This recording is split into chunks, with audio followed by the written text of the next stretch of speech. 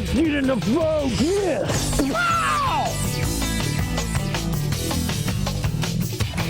Yes. Oh my God. He is our champion, ladies and gentlemen. It's the Academy Sports and Outdoors Bassmaster Elite at Ross Barnett. Being brought to you live by Lowrance. Bassmaster Live, we let it rest for about an hour and a half, but we kept rolling tape, and hey, this is something we missed while we were away just moments ago. I'll take him. Dustin Connell, tournament leader, started the day with the lead, lost it, regained it. A big one right then just up come the out Pearl River and missed my stuff. A little hot tree. I'll take that one. That one's better. Looking to bust a fat That's bag a lot today. better than that small. That's like a pound, Cole. That's a help for Dustin Connell. Look at that. Great margin right now. Ahead of Jonathan Van Dam and Kevin Van Dam. There's a couple of names he needs to worry about. Those might stand in the way of a fat bag taking this tournament here at Ross Barnett. Skeet Reese, another name that falls right into that category. Mark Menendez, not really getting much done so far today. Brent Chapman moving up. Ditto for Bradley Roy and Stephen Browning. Keith Poche, Ish Monroe, Palnick. A little bit of a move up, but he's faded just a little bit in the last hour or so. And Chad Morgan Taylor. A couple of the big names we mentioned right there. And Davey, I would be worried about those guys, wouldn't you? Wow. You know, Dustin's doing a great job, and if he continues to do that, he can probably hold these guys off, but he better continue to do that because Kevin and Jonathan both were excited yesterday about the win. A lot of guys said it blew my place out. It messed up my fishing. I couldn't catch them. I couldn't flip. The wind was blowing too much. These two guys know how to adjust the wind. They fish like St. Clair and a lot of other big bodies of water where they have a lot of wind. They just have adjusted, and they've really moved up the ladder, second and third place. Toyota midday report time. If you were not with us this morning, we'll catch you up on what was going on. Mark Menendez, Dave Lefebvre, a couple of the most consistent guys in days 1 and 2, and guys that we all expected to do very well very quickly on this third day. You try to watch the guys that maybe didn't catch the big heavy bags the first day, but just consistently are there, and those are the guys that you have to watch out for on Sunday to win the tournament. And these were the two guys, and I talked to both of them yesterday. They had a lot of confidence fishing places basically by themselves, but it hasn't worked out too good for them today. Brandon Card, Bobby Lane, both guys who had 20-pound plus bags on day number 1. Bobby Lane, a definite fall off on day number 2. Yeah, they both just survived. They did a decent job of being able to live until day 3. But unlike some of the other guys, today they have started looking for new water. Still just surviving. They haven't been able to get those big bites like they did on the first day. Those big bags, 22 pounds, 20 pounds. Those are the ones you win tournaments with, but they need to find a way to get up. We heard Bobby Lane say this morning, I just want to be in the teams, and they haven't been able to do that. But I like their plan, moving around a little bit, just trying to find new water where they can catch some of those bigger fish. Overheard from Brandon Card this morning, I'm just interested in making good TV. Hey, he gave us the format, the top water bite there, catching fish, they're just not big enough. He's interested in winning a tournament, he's going to have to up his size. That's exactly right.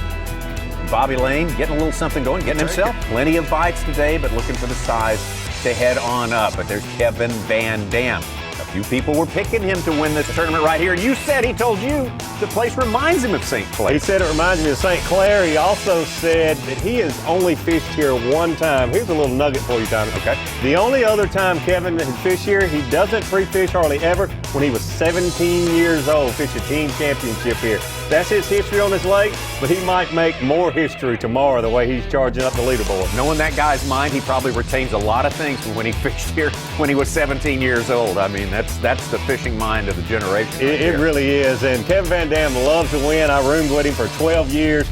I can't tell you how many times in the morning when I'd see the trees blowing and thinking, oh, geez, Kevin with a smiling face saying, the wind is your friend. Skeet Reese moving into the top 4. Skeet Reese might not be a bad pick for this tournament. You think of his last win, West Point Lake over in Georgia, about this same time, shallow water, same situation, same sort of weather, in fact. It's very stormy, very humid. Yep, he seems to do really, really well about this time of year, and he has charged up leaderboard.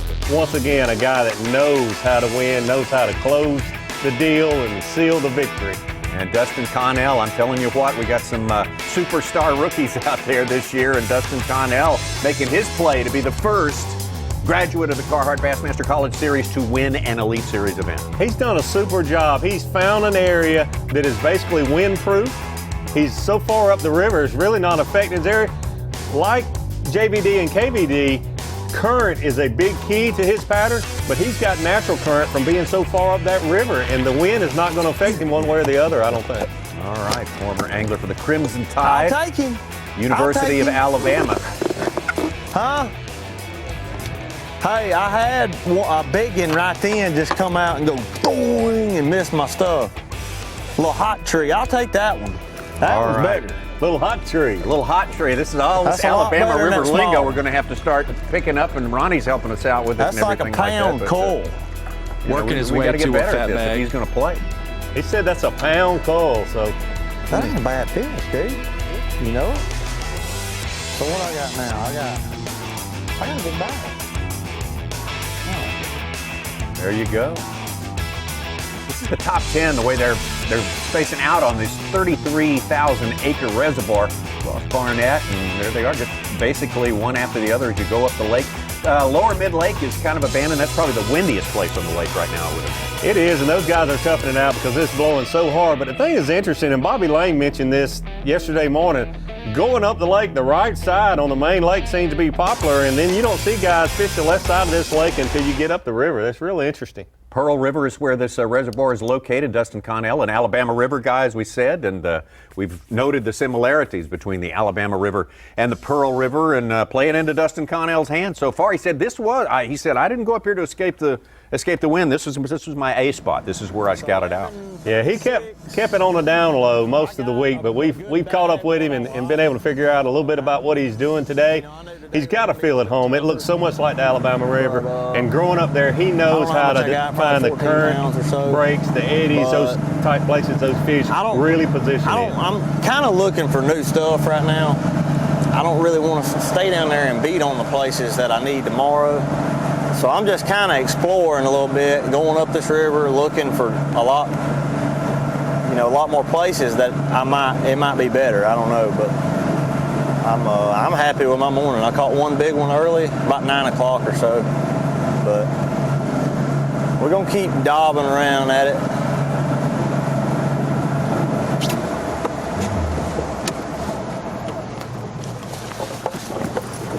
I think it's a smart plan to expand. We all have a target weight in mind that we think, man, I'm going to be able to fish on Sunday if I catch this, or I might be in the top couple leading in. And I think he's reached the target weight that he had in his mind he needed today. It's very, very smart of him at a young age to want to expand and have stuff to maybe find new water that's even better than some of the water that he's fished.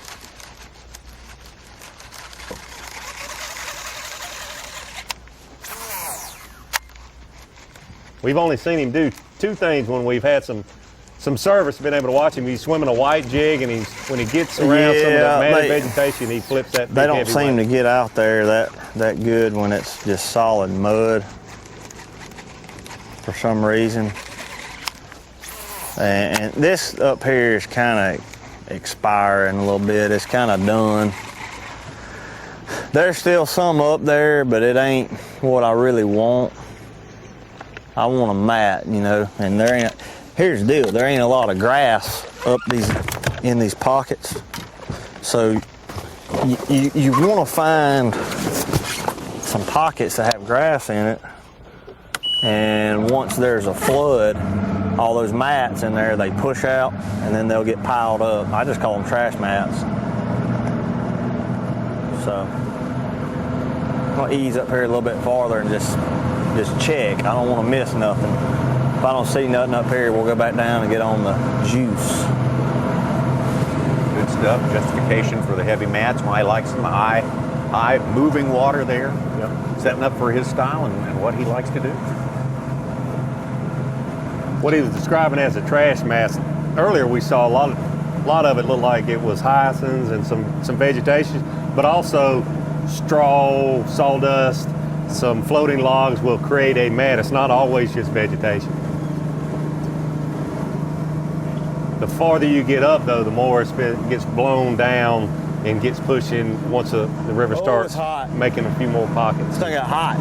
To keep Poche there, he just upgraded with a 4-pounder. He's got about 13 pounds on the day.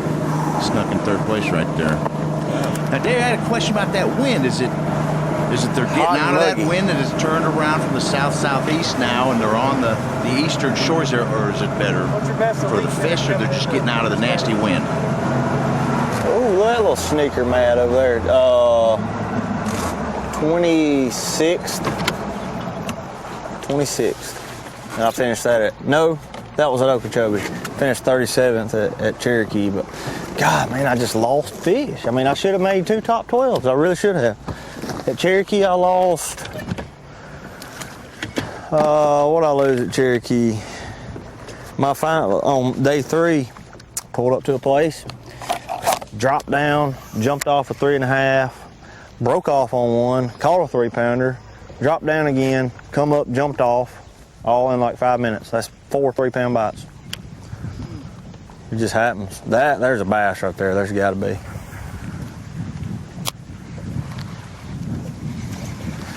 Please be a big one in there. I'm ready to go back and ride in them waves. Uh-oh.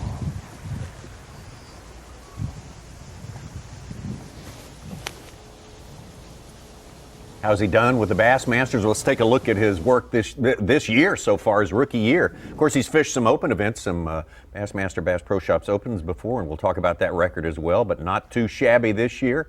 56th place is his highest finish. That's pretty solid right there. That is real solid. He missed cut in just that one tournament and didn't miss it by much. Certainly why you see a guy leading Rookie of the Year. Guys, in his Rookie of the Year, he's been consistently in the top 3 or 4 of Rookie of the Year. And now he took the lead after yesterday with Jesse Wiggins and Jamie Hartman missing the cut. He's taken like a 32-point lead unofficially. So as long as he stays in first, he can't get caught by those 2 guys this week. So he's got a 30-something point lead and seemingly comfortable as ever.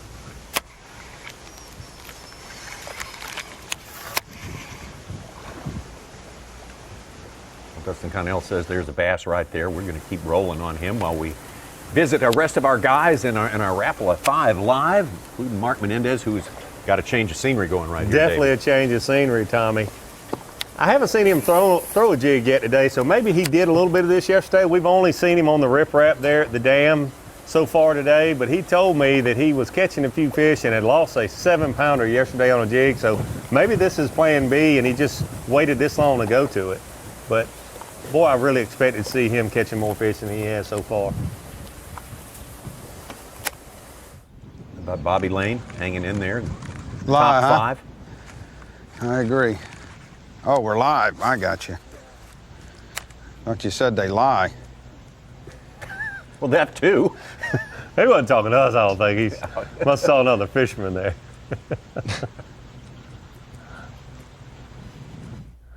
Well, Bobby Lane, I thought he was going to tell us something I right did there too. now that he knows he's live, but he's obviously concentrating on the business at hand. Not a bad idea. Dave Lefebvre, talk about concentrating and grinding, and finally he's gotten his first catch. He's got his first keeper in the boat. He's the other guy that I talked to that I thought, wow, this guy might be on the winning spot and the winning pattern. He sounded so confident yesterday and said he was catching fish all day long. And it's just been a grind for him today, but his scenery has not changed. He's still in the same area.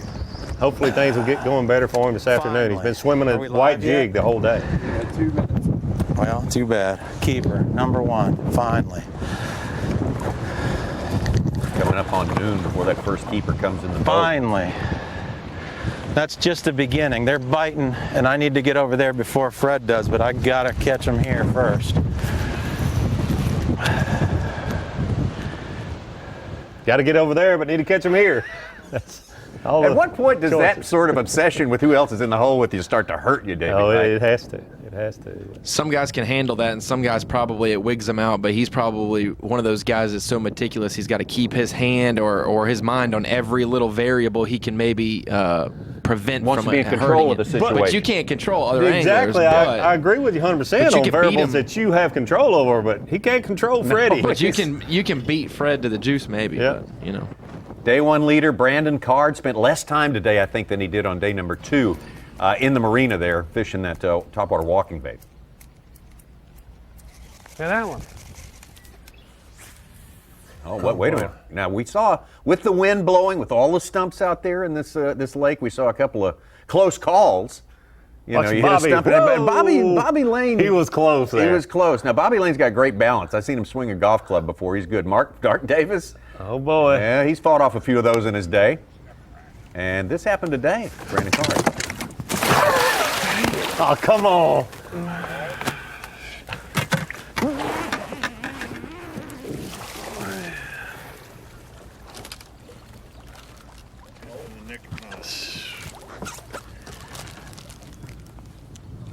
I kind of strained my dang. Uh-oh. Just let it ride. Think it's dry on the inside? I got another one right here. Well, that's how it happens right there. That darn trolling motor. I wish he'd have gone on and finished. He just kind of did one of those half. You know, I'd give him, as a judge, I could only give him about a 4 there. If he'd have. I was waiting for him to grab his legs and just cannonball. He kind of half cannonballed. Well, I assume he's okay. I'm hoping he's okay. Yeah. He's into good TV, and hey, it's all part of the show. Does he have his phone in a plastic bag there? I don't know if that's his phone or it's his microphone. It's in a. It looked like you did have it covered up in a bag, though. You might have a tendency to jump out of the boat if you carry your phone in a Ziploc bag. That's right. Maybe he had a dream last night that he fell in. Hey, with all these stumps in the wind, it could happen to anyone, and it's probably a smart move to put your phone in a bag. Absolutely. If that was his phone, I don't know. It might have been his plastic baits that he didn't want to have to go in a compartment in his boat to get. Better Ross Barnett than out 15 miles out on Erie somewhere.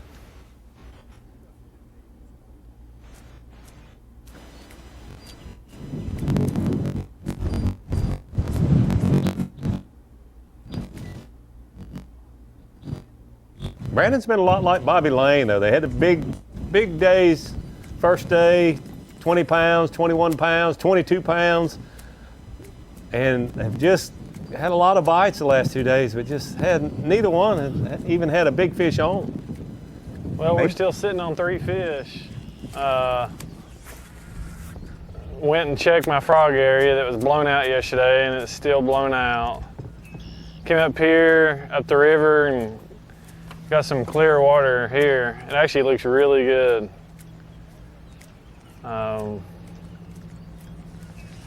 That's Kevin Van Dam in front of us, so maybe he left some. Doubt it.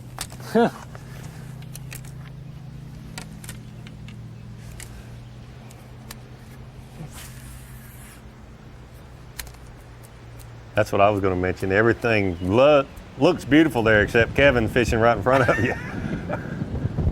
Kind of puts a sore spot in the picture. Yeah. The B.A.S.S vacuum cleaner is right in front of you. Good call. Oh, yeah.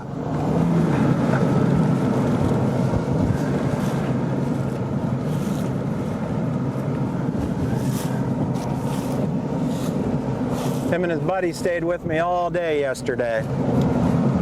All day. Never left. It's kind of cool.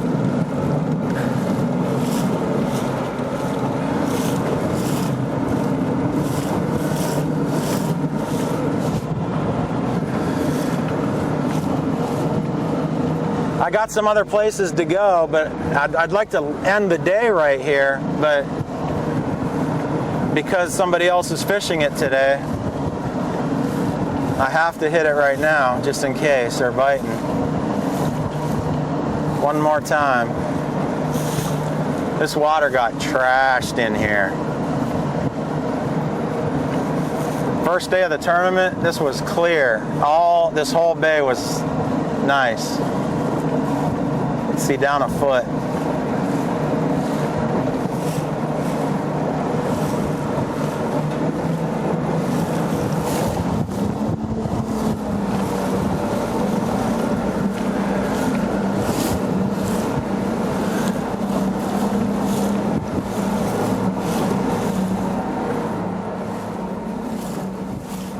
I gotta get a drink out of there. You want anything? No, go for it.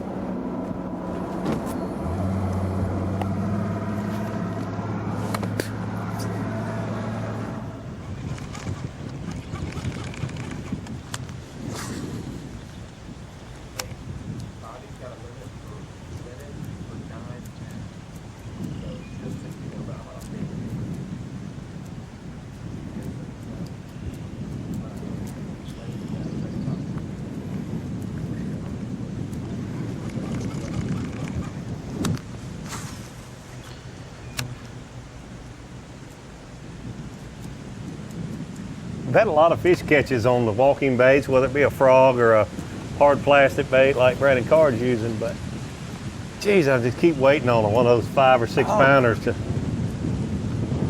bite a frog. And what better person other than Big Fish Bobby Lane to Oh my gosh, yeah. catch one for us.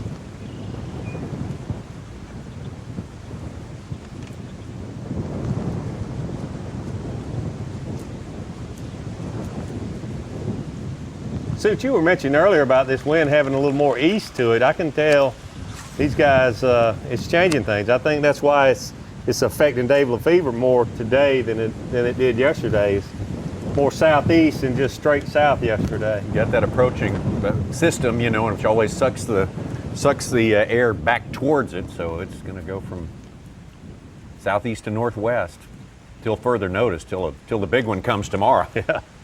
To the big one, Elizabeth. Yeah. Boy, the wind gave Brent Chapman a big scare yesterday. He was retrieving a lure and a branch fell out of the tree and landed on him. Hit him. He said it wasn't that big a deal. Then he went back to the campsite, and his wife, the same thing happened to his wife and daughter, and they got bruised up by a branch falling off the tree. The winds were knocking them out of there. Those helmets these guys run around, it might be a good thing to wear them around the campsite today and tomorrow. Wouldn't be a bad idea. That's when you read a lot.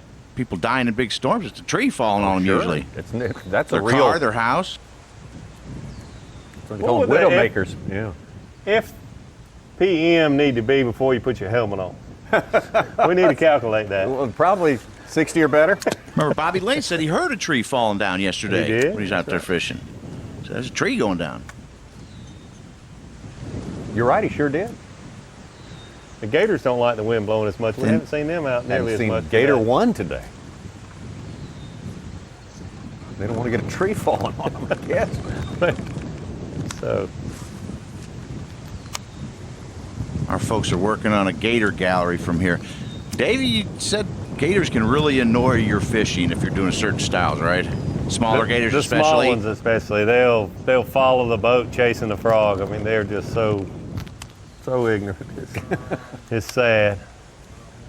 They'll just follow the boat along and chase your frog, and just sometimes you just have to leave an area because of them.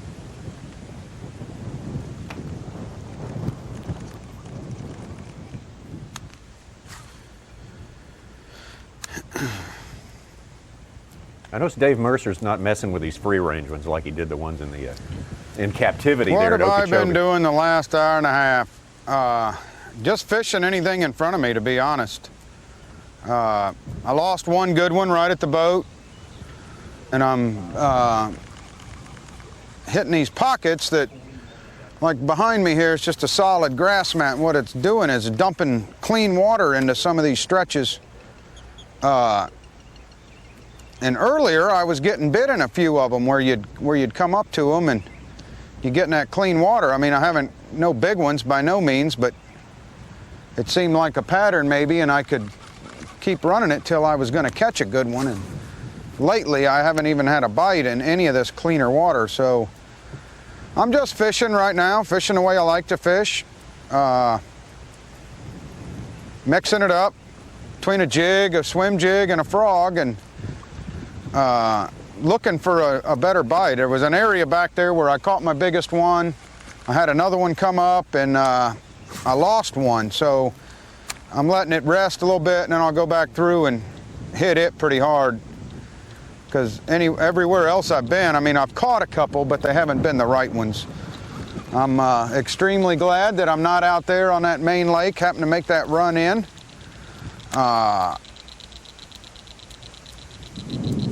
And I'm waiting for that 4 or 5 pounder to eat something that I'm throwing.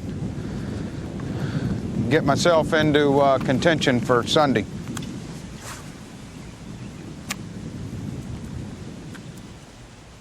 You can really see the water is dirty where his boat's at, and when you look in just in those pockets, how much cleaner that yeah, water that's is. exactly what he's talking about. It's filtering through there. Just kind of fishing the conditions. If I see something that looks swim jigging, I do that. If it's something I need to flip, I'll flip that. Just kind of mixing it up. Just fishing today. Again, now, Ronnie, like you said, he's got a limit in the boat. You think about 9 pounds, 9.5 pounds, which Would have him up right there, top 6 probably. Yes, if that were figured in, but we're not seeing it reflected now. It should pop in just a second. It probably one of those boat rides when he switched spots jarred that phone, and sometimes that'll lose their location. So I talked to the cameraman, and we've put in his last 2 keepers. They should update shortly, but that'll have I him heard you. 41-11, top 6, within striking distance for sure. Dave Lefebvre just moved to his best area, the juice. Caught one. Yay! 2 minutes before we came on live.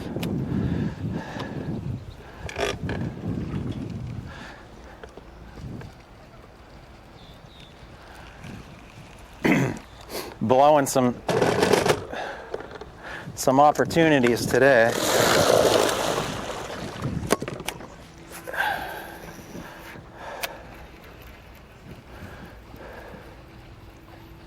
But it's not my fault. Dumb luck.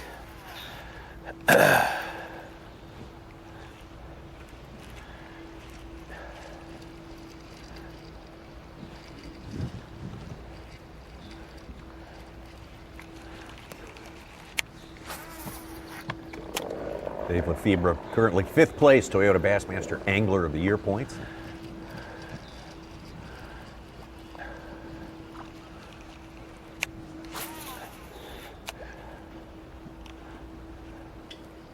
Had in a real good showing at the Bassmaster Classic. He's certainly had a good year. I'm back in the same place where I started. Left here for about 2 hours. I guess I left right after we went off the last time. Hit a little pocket where I got eight bites. Only caught 1, but it seems like they might be starting to bite. Of course, you all know whether they are. I'm the only one here that don't know. So I just came back in here to try it real quick. If they'll light up in here, it can be good in a hurry.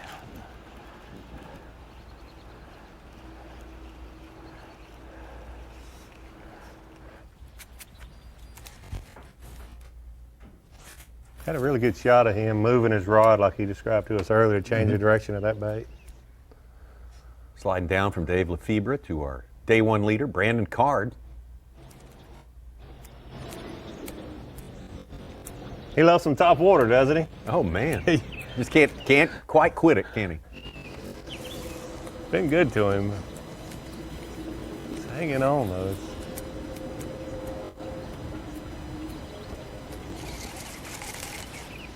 When he's in his vegetation, he's using a frog, and when he's not, he's using his favorite walking bait, hard bait.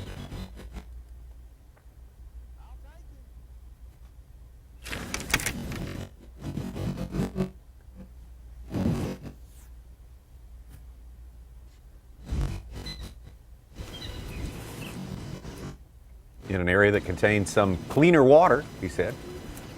Also contains Kevin Van Dam. So that's the good and the bad there. The good and the bad and the ugly right now, according to Bass Track, he's in 13th. Oh. He certainly needs to step it up. Bump up just a little bit. He's one fish shy of his limit. No, 2 fish shy of his limit. He's only got 3, so.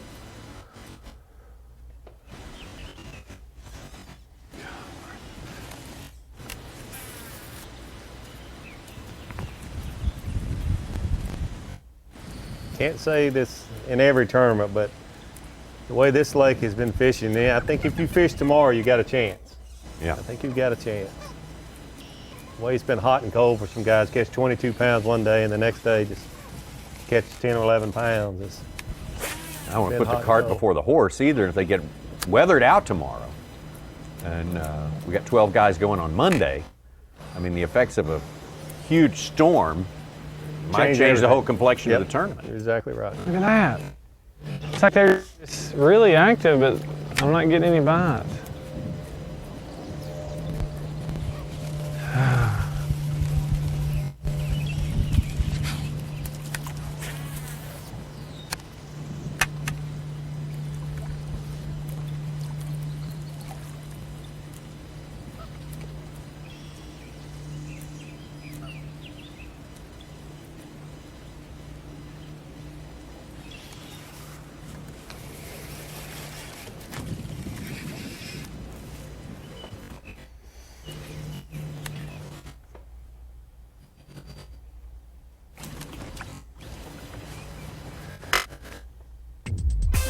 Brandon Carter, you say outside the top 12 right now. The ugly part of the good and the bad there. Way to put it, Davey. This is some misses today by our leader,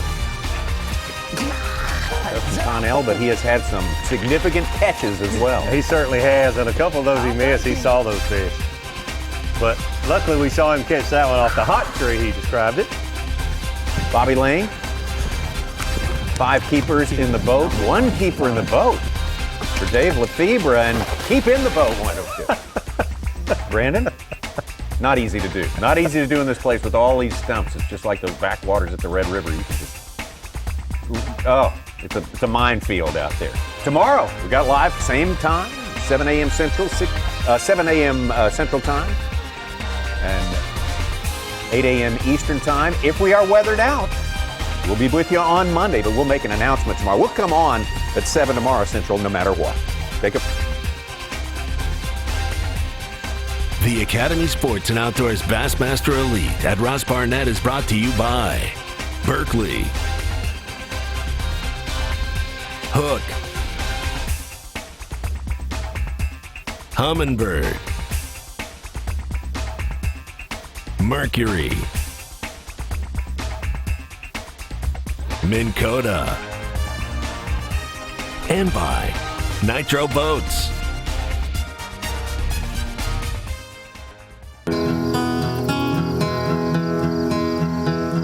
Man, it's slow today. Yep. Mom, I caught a fish. Good job, sweetie. Hey, what kind of lure is that?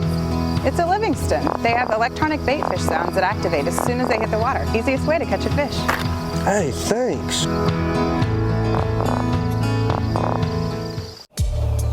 If you love bass fishing, then show your support by joining B.A.S.S today. Since 1968, B.A.S.S has been serving bass fishing enthusiasts with information and tournament coverage that make you a better angler. When you sign up today, you'll join over 500,000 outdoorsmen who love bass fishing.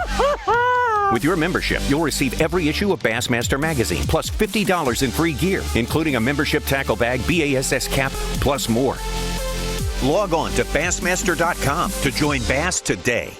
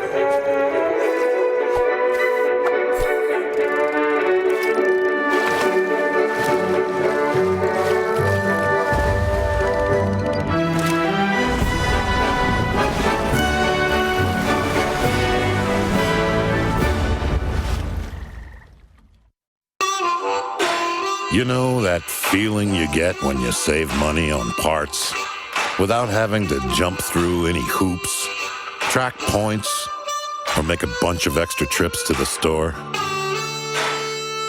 Yeah, that's the one.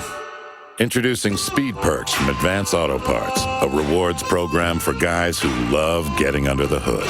No cards, no points, no nonsense.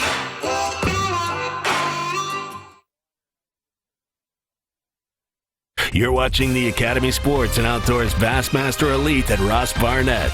Brought to you live by Lowrance. Had some great pictures first two days of our coverage on Bass Live. That would be day 2 and 3. The ones we are covering going to be your Rapala 5 Live, and we've had some good ones. Today, that 5 Live includes Dustin Connell, the man who started the day with the lead, and he is hanging on to it up the Pearl River. He's been able to hang on to it, and he's got a really good plan. I like several things about his plan, but probably at this point, looking at the weather forecast, his area is basically wind-proof. As long as he can get there and return back safely, he's so far up the river, the wind's really not affecting his fish. Mark Menendez, the most consistent angler over the first 2 days with 17 pounds on each day. Started in second today, but he found the going slow. Needs to find some size out there, and he's changed from the riprap close to the outflow of the Pearl River to a new section of water there, and we'll see how that works out. And Brandon Card, first day leader, 22 pounds, caught him on top water. Man, I wish we could have got some of those big fish on live, but the day's not over yet. He's been able to just hang in there and stay in the hunt, but boy, he needs big fish right now. Yeah, he's staying on top of the water mostly, and we like that. That's what we can't quit watching. Dave Lefebvre, well, he just can't get him going today. One keeper in the boat after so many expectations, so much confidence going into today. He really did. He's doing what he loves to do, and those fish haven't moved, but I'm surprised he hasn't used any other lures. He's got so much confidence in that white swim jig, fishing it really fast. He talked about changing the directions of the bait. He thought he had something really figured out. It hasn't worked out so far for him today. Big fish Bobby Lane, the consummate pro. He's just not been able to jump a big one, but he's grinding as hard as he possibly can so as to not fall out of position. He's been Mr. Consistent with his place in the tournament. His weight has fallen off just a little bit, but boy, he stayed right there around 4th, 5th, 6th place. Back down to Dave Lefebvre, a place that he has had, with one exception, all to himself, and he's hooked up again. Come on, sucker. Get in here. Yeah.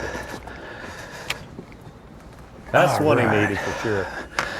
Not a giant, but that's a good one. Nice, number 2.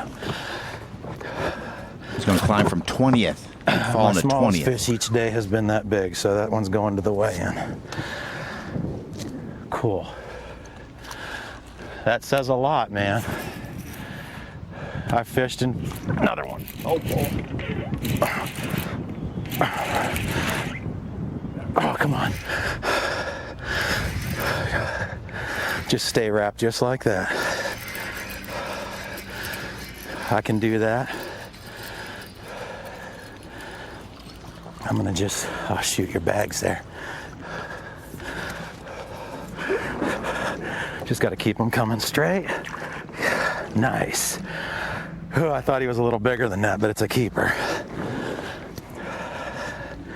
See what I mean? When they turn on, definite keeper. When they turn on, it's just like a light switch. I was here how long? This morning, 3 hours.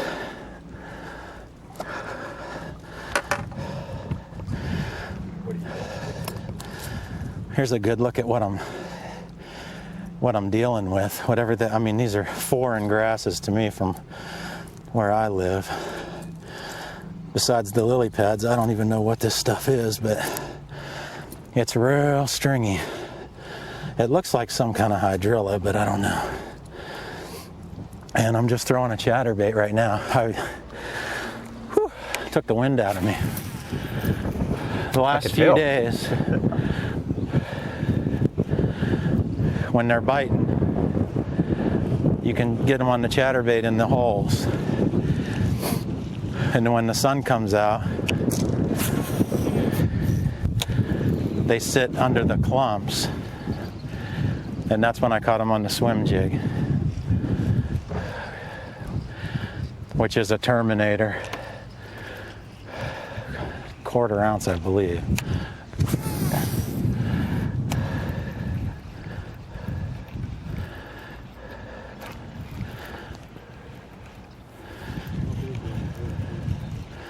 I think it's a 2.5 and a 2.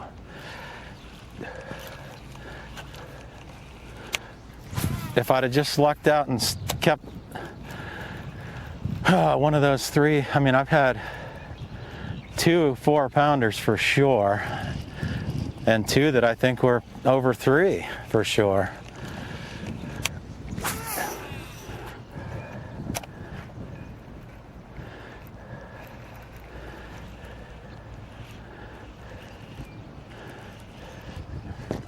I mean, I threw it right on that one's head. I don't know if you saw that. I was like, that thing hit the water and I just turned the handle one time. Bam!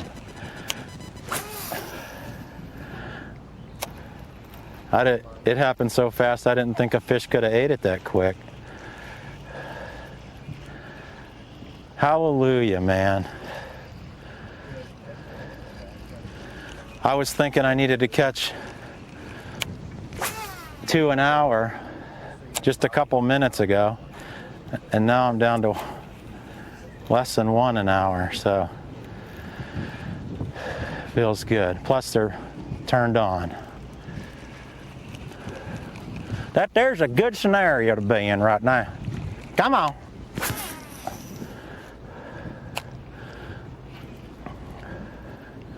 I know what lives here. I need a couple of those.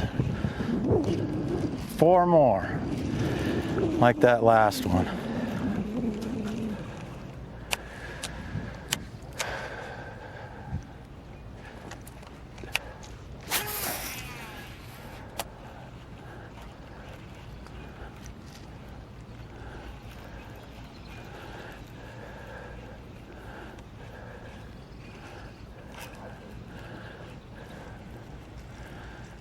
I like it when I'm about to say the dumbest sentence probably anyone's ever said, but I like it when you make a good decision and it pays off. It's so important.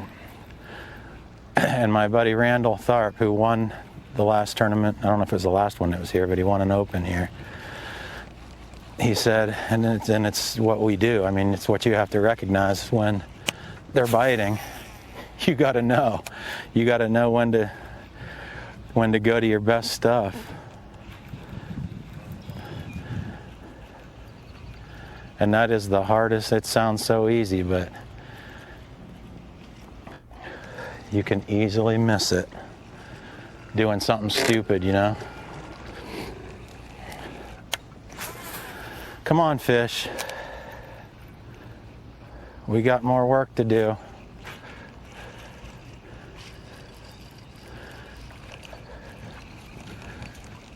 I'd give anything for one of those 4-pounders right now.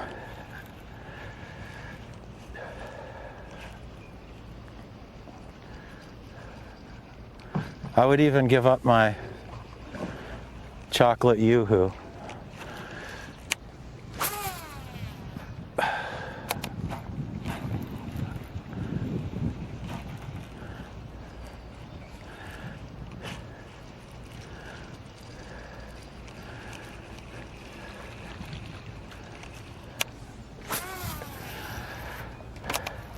Ooh, I spooked one right there. See that?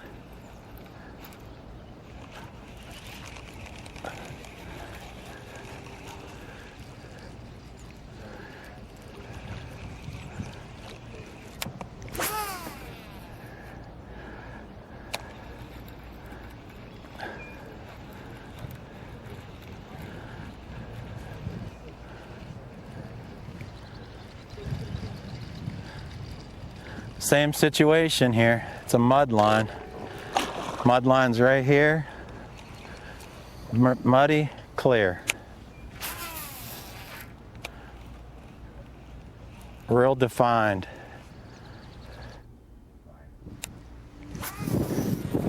Good stuff there coming from David Feber. Yeah, absolutely. You made a great point that being in your best area when those fish are biting, and that's why it's so tough for guys to give up on an area that's been so good to them, maybe the first day of the tournament or in practice, but it's the toughest decision in tournament bass fishing, and it's the toughest decision when you're watching bass live because you never know when it's going to happen, so you have to stay glued to it. That's right. You can't take your eyes off it or quit rolling tape. He talked about that decision here, but I think Fred Rumbanis gets an assist there because he was in the area. Dave was not about to get out of sight of his juice right there. He had to go hit that first before he even thought about investigating something else. Fred definitely affected that. We got some bad service. Meanwhile, on our leader, Dustin Connell, but this was just moments ago. Boom, big ol'. Wow. Maybe we'll get to see it. He's acting like it's a good one.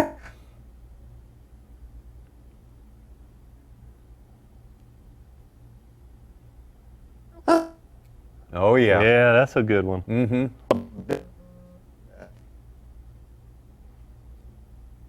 Yeah, when you start doing the matador pose after the fish comes in the boat, that's a clue. Clue that might be a good one. if you get used to Dustin Connell and get to know him, whenever he catches a good one, he always goes ding, ding, ding, like he's ringing a bell. He did that at Cherokee a couple times, and he likes ringing the bell. But while we were watching Dave Lefebvre catch 2 back-to-back, Fred Rumbanis, who had left that area, he's up near where Skeet Reese is, Fred caught 2 back-to-back as well. So I had to check them out. I was like, that's interesting if they turned on. But like they said, when you catch them quick, like Lefebvre said, a lot of people across the whole lake can catch them quick. It's just a key window. We've seen that. Yeah, it's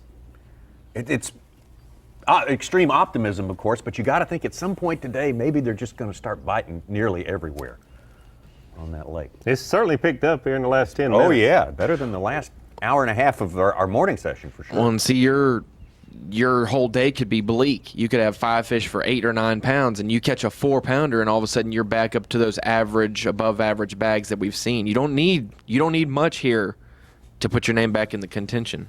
You could tell how much it meant to Dave Lefebvre. I've never seen a guy's heart rate and breathing rate triple in the space of 15 seconds, but boy, it did in his John case. Murray. Well, that's right. Yeah, that's right. Those are the... Yeah, except for that. That's a great point. You wait all day for that moment, and when it happens, it shows you how much passion there is inside these guys. Gosh. We had Bobby Lane there with a flipping stick. I'd love to, if we can get the question about the engaging the reel while he's got a flipping stick in his hand. Let's not forget to do that, because that's Davey, we're getting a lot of questions about Dave Lefebvre and why he's the only Elite Series angler that doesn't have a recessed trolling motor foot pedal. Oh, he's hooked up he's hooked up right now. Nope, little one. Obviously. Baby.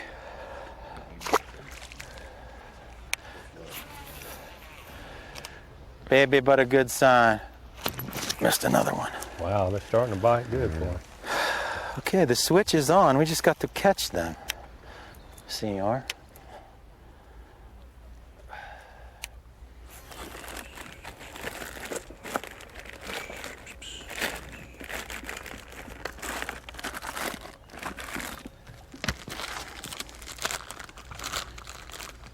Two casts, bam, bam. 50 casts. 2 casts, bam, bam. Isn't that weird? Oh, that's a good one there, I think. Less than a pound. Yeah.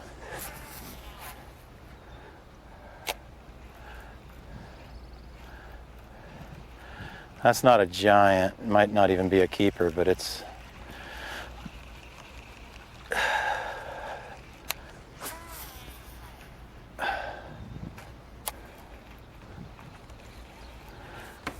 I want to look at him, though.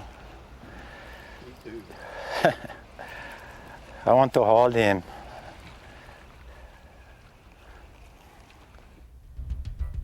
Pre-front conditions, warm and muggy out there today. You'd think just a perfect day for fish to really turn on, and so they are for Dave Lefebvre, but there's the other side of it right there. That approaching front from the north and the west is sucking that wind from the east, so the west side of that lake is getting battered pretty good right now, and of course, once the front gets here, everything turns around and all you-know-what breaks loose, possibly at that time.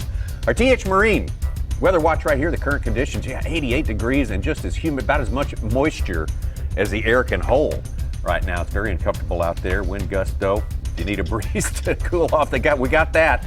21 to 31. They're talking about the possibility still today of 45 to 50 mile an hour gusts.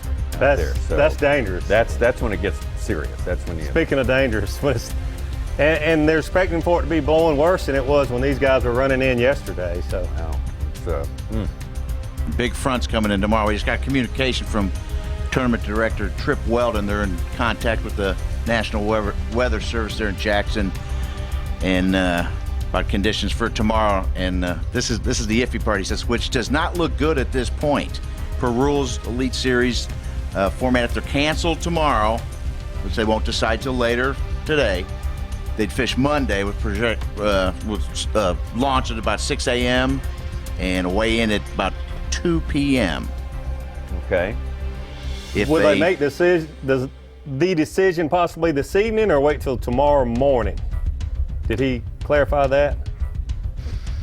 No, will be made before late today or early tomorrow. So it's the window there of late today or early tomorrow. Well, look at these pictures. That's from yesterday coming in, I believe. Yeah. James Overstreet, awesome, crazy gallery of them trucking it back to the ramp. Yeah, a lot of. What is Mercer's term for when you get splashed on? What did he call that? A squishy or something? Soaking? Or soaker? A soaker? Yeah. That's live right there. Soaker A. Wind blowing straight out of the east and south a little bit right there. Yeah, that gallery's well worth a look on Bassmaster.com. It's pretty frightening. Looks like some of those great shots you get coming in on a bad day on Toledo Bend. These guys coming across the open water there. And it's really affected where these guys are fishing. We've got a group of guys that are in this protected area down close to the launch. And then we've got the rest of the field basically up in the river, or the mouth of the river anyway. Dustin Connell with a long way to run, our leader, so he's got to be extra careful about that. He doesn't want to give up any ground to any lateness or anything like that, or get in some sort of trouble, which would prevent him from getting back in a timely way altogether. From B.A.S.S with another nice one, a 3-pounder. He could be in the top 12 with that fish. I might go ding ding on that one because that's some fantasy points. Ronnie, get your own trademark. Come on.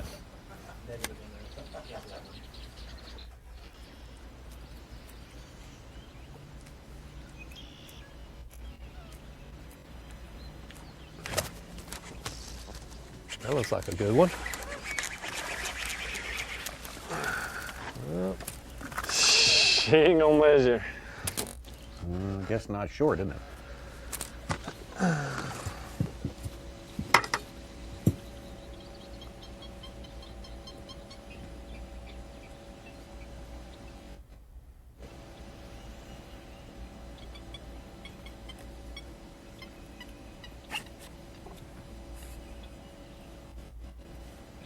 Line burner.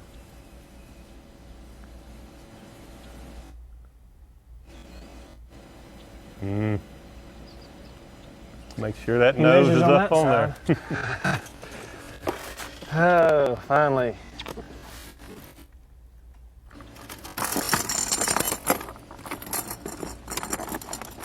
They're all good ones when you don't have your limits yet. That's right. Even if it's a line burner. That's right. Much, but he's a keeper. Number 4. Maybe. Ooh, wouldn't be a bad idea to get rid of him if possible later. Wouldn't be the first time a fish What's going on here? measured in the boat and didn't at the weigh-in. Skylar Hamilton did that on day 1.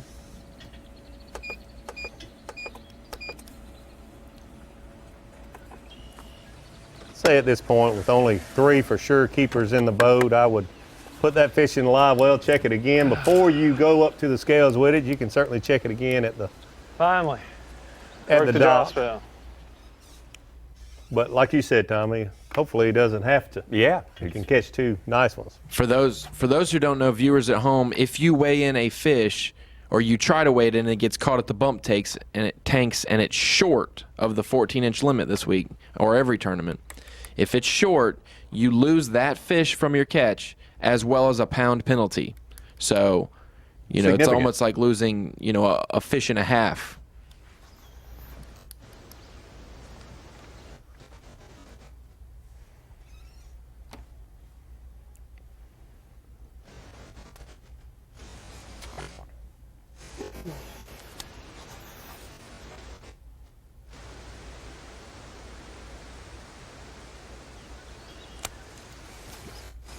Well, just to add to what you were saying, Such, if we, regardless of whether they call it or not tomorrow, we're going on the air at 7 o'clock, our regular time, 7 o'clock Central, 8 a.m. Eastern time. And if they call it, we'll stay in the air a little bit. We'll sort of run down everything we can run down, and then give you the instructions for Monday and let you know when we'll be coming on Monday and when the guys will be fishing Monday, and we'll have 6 hours of Bassmaster Live for you on Monday.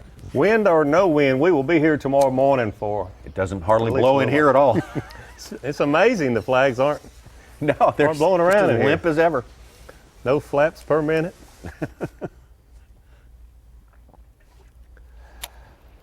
The AC blows pretty nice in here, though. Yeah.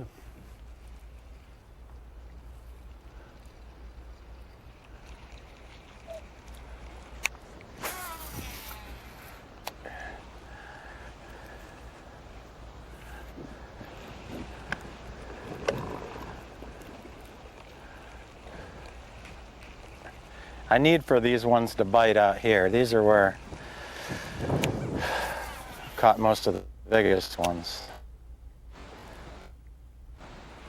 It seems like today they're all tight.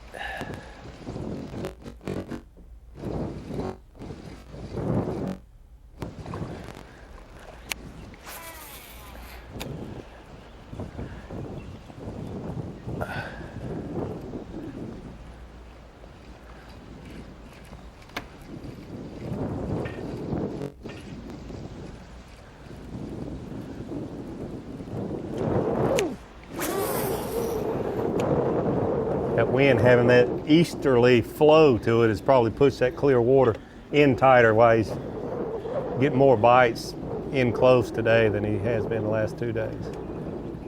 There's a marshal emailed in saying his bass track wasn't updating. He's with Keith Combs. Keith has 0 on bass track, 12 pounds in reality, 12 to 13 on the water. That puts him at 37, high 37s, almost 38. So he's right there on that top 12, top 15 cut line. He's going to be close if he can get another upgrade. I'm sure the Combs family appreciates that update. Sure. Jennifer'd like to hear that. Yeah. I'd say, oh, he's still at 0. Dude, you're she so watches lucky. I just too. missed you again. You must be lucky. I almost hit you right square in the face earlier. I never hit anybody either. 2 casts in a row.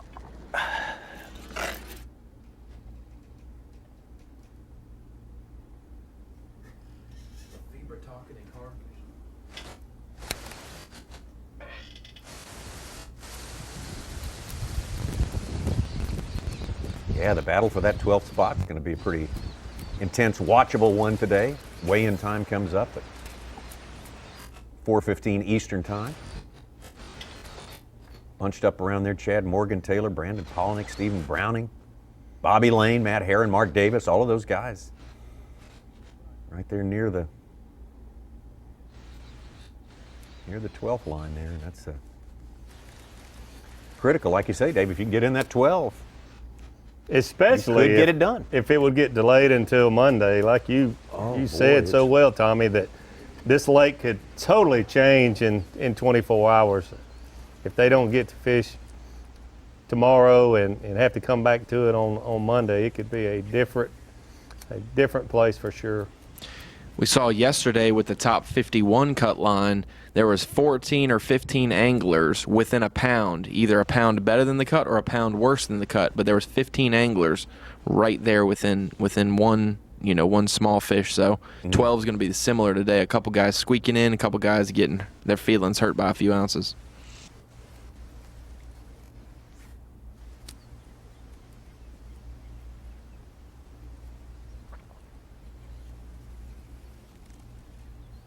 Dave Lefebvre is not reflecting those last 2 fish, and he's probably got 4 pounds between those 2, possibly. You think? Yep, something like that. Maybe a little more. So he's going to be right on the line too, as it stands right now. Yeah, he said, what did he say? A 2.5 and a 2. Yeah. So that'll put him at roughly 6 pounds or so. Is that Mark Menendez? I see a square bill crankbait, and I don't know if there's something other than that grass on those hooks. What's going on there? It's taking. Could be an alligator, could be a snapping turtle. Oh my gosh, yeah. He's being real patient. Like, it's not just grass. It looks like it's almost like a tarp kind of thing. Yeah, or like I a think rope that's right. or like a net. Something he's got to he's cutting because it's not grass. Yeah.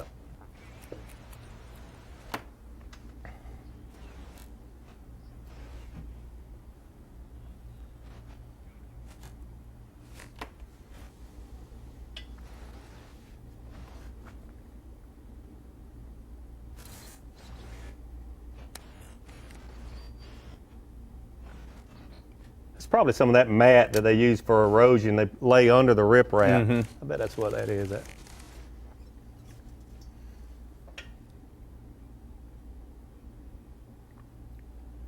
Okay, we always like going back to our power pole replay of the day. What is it right now? It's usually a big fish. Usually a big fish, but come on. All right, we're going to be mean to Brandon here one more time. Oh, my. Maybe that's it. Maybe this is the only time. That's going to be our power pole replay of the day. No fun right there for Brandon Card. But Davey, how many times you fall in? Believe it or not, I never fell in during a Bassmaster tournament. But you did jump in. I at did Lake jump St. in Clair. one time. That's for the sake He of kind of jumped Bassmaster there. Lot. Yeah, that was a little jump. It's not a Brandon. backflip. It was about half intentional right there. 2.3. Yours was more like 8.9. He didn't take his shoes off and jump off the gunnel. A lot of wind, a lot of stumps. That is the combination for a Duncan or two. I bet he's not the only one who's fallen in the water during the course of this tournament out here. Just 5 cameras, and we've seen several guys almost do exactly what he did. I'd say we've had at least half a dozen Duncans out there on Ross Barnett during the course of this week. But that is our power pole replay of the day, one which Brandon Card would probably prefer we didn't replay. I hope we'll honor his wishes again. He said he was all about making good TV. He's all about the good TV, so it's all part of that, Brandon. Maybe someone will catch a giant and get you off the top of the queue there. Dustin Connell hanging in there with a good, significant lead. Just keep building up over Jonathan Van Dam, Keith Poche, Brent Chapman, and the rest of them. We'll take ourselves a quick break. We will be right back.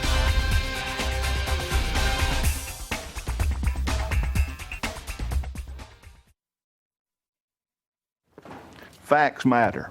All monofilament is not the same. Berkley is the strongest, smoothest, most dependable monofilament line in the world. Why would you risk your fishing trip to a line that's made who knows where just to save a buck? Berkley has been making and perfecting trilene in America for over 75 years.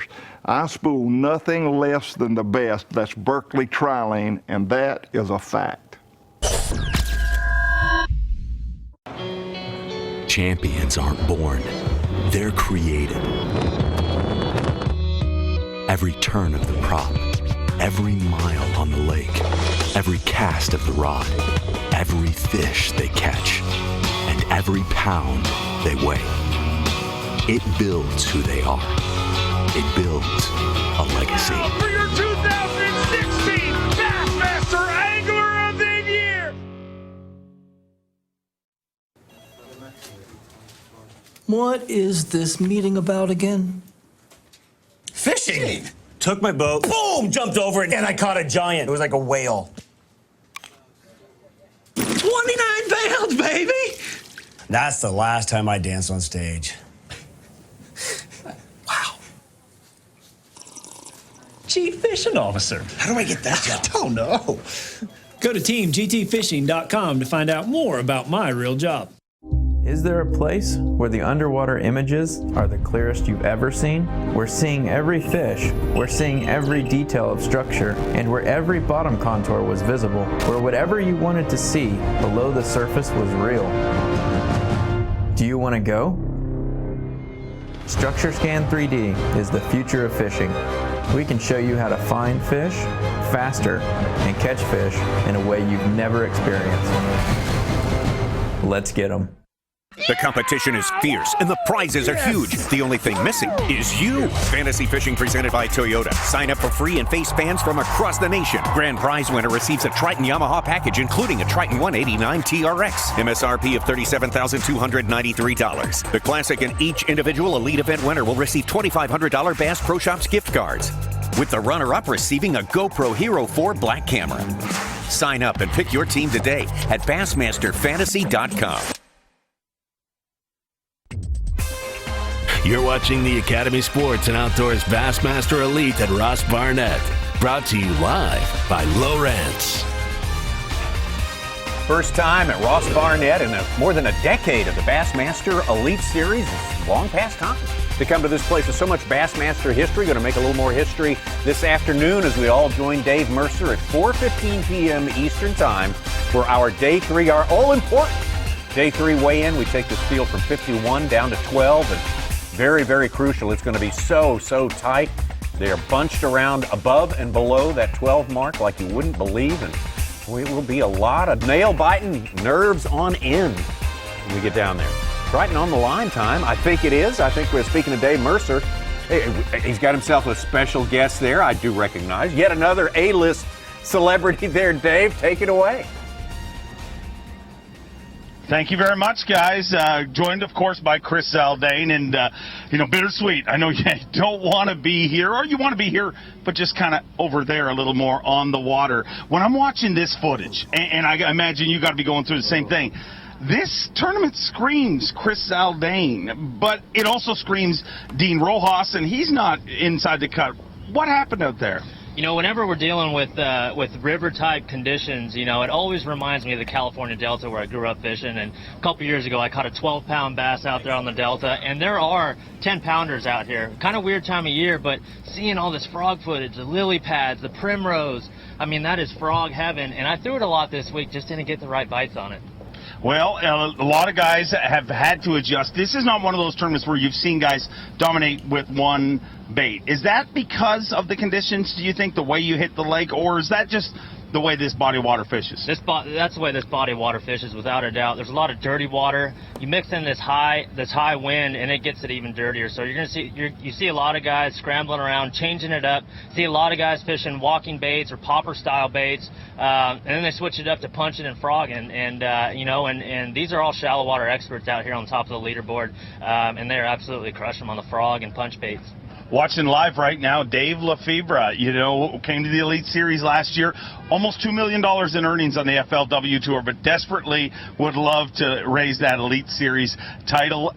Talk to me about, what you're seeing here, and also, he came close last year. That drive to get it done after you come close. Yeah, it's funny because when I'm not on the water, I'm a big fan of the sport. I'm always watching you guys and Davey and Tommy in the studio.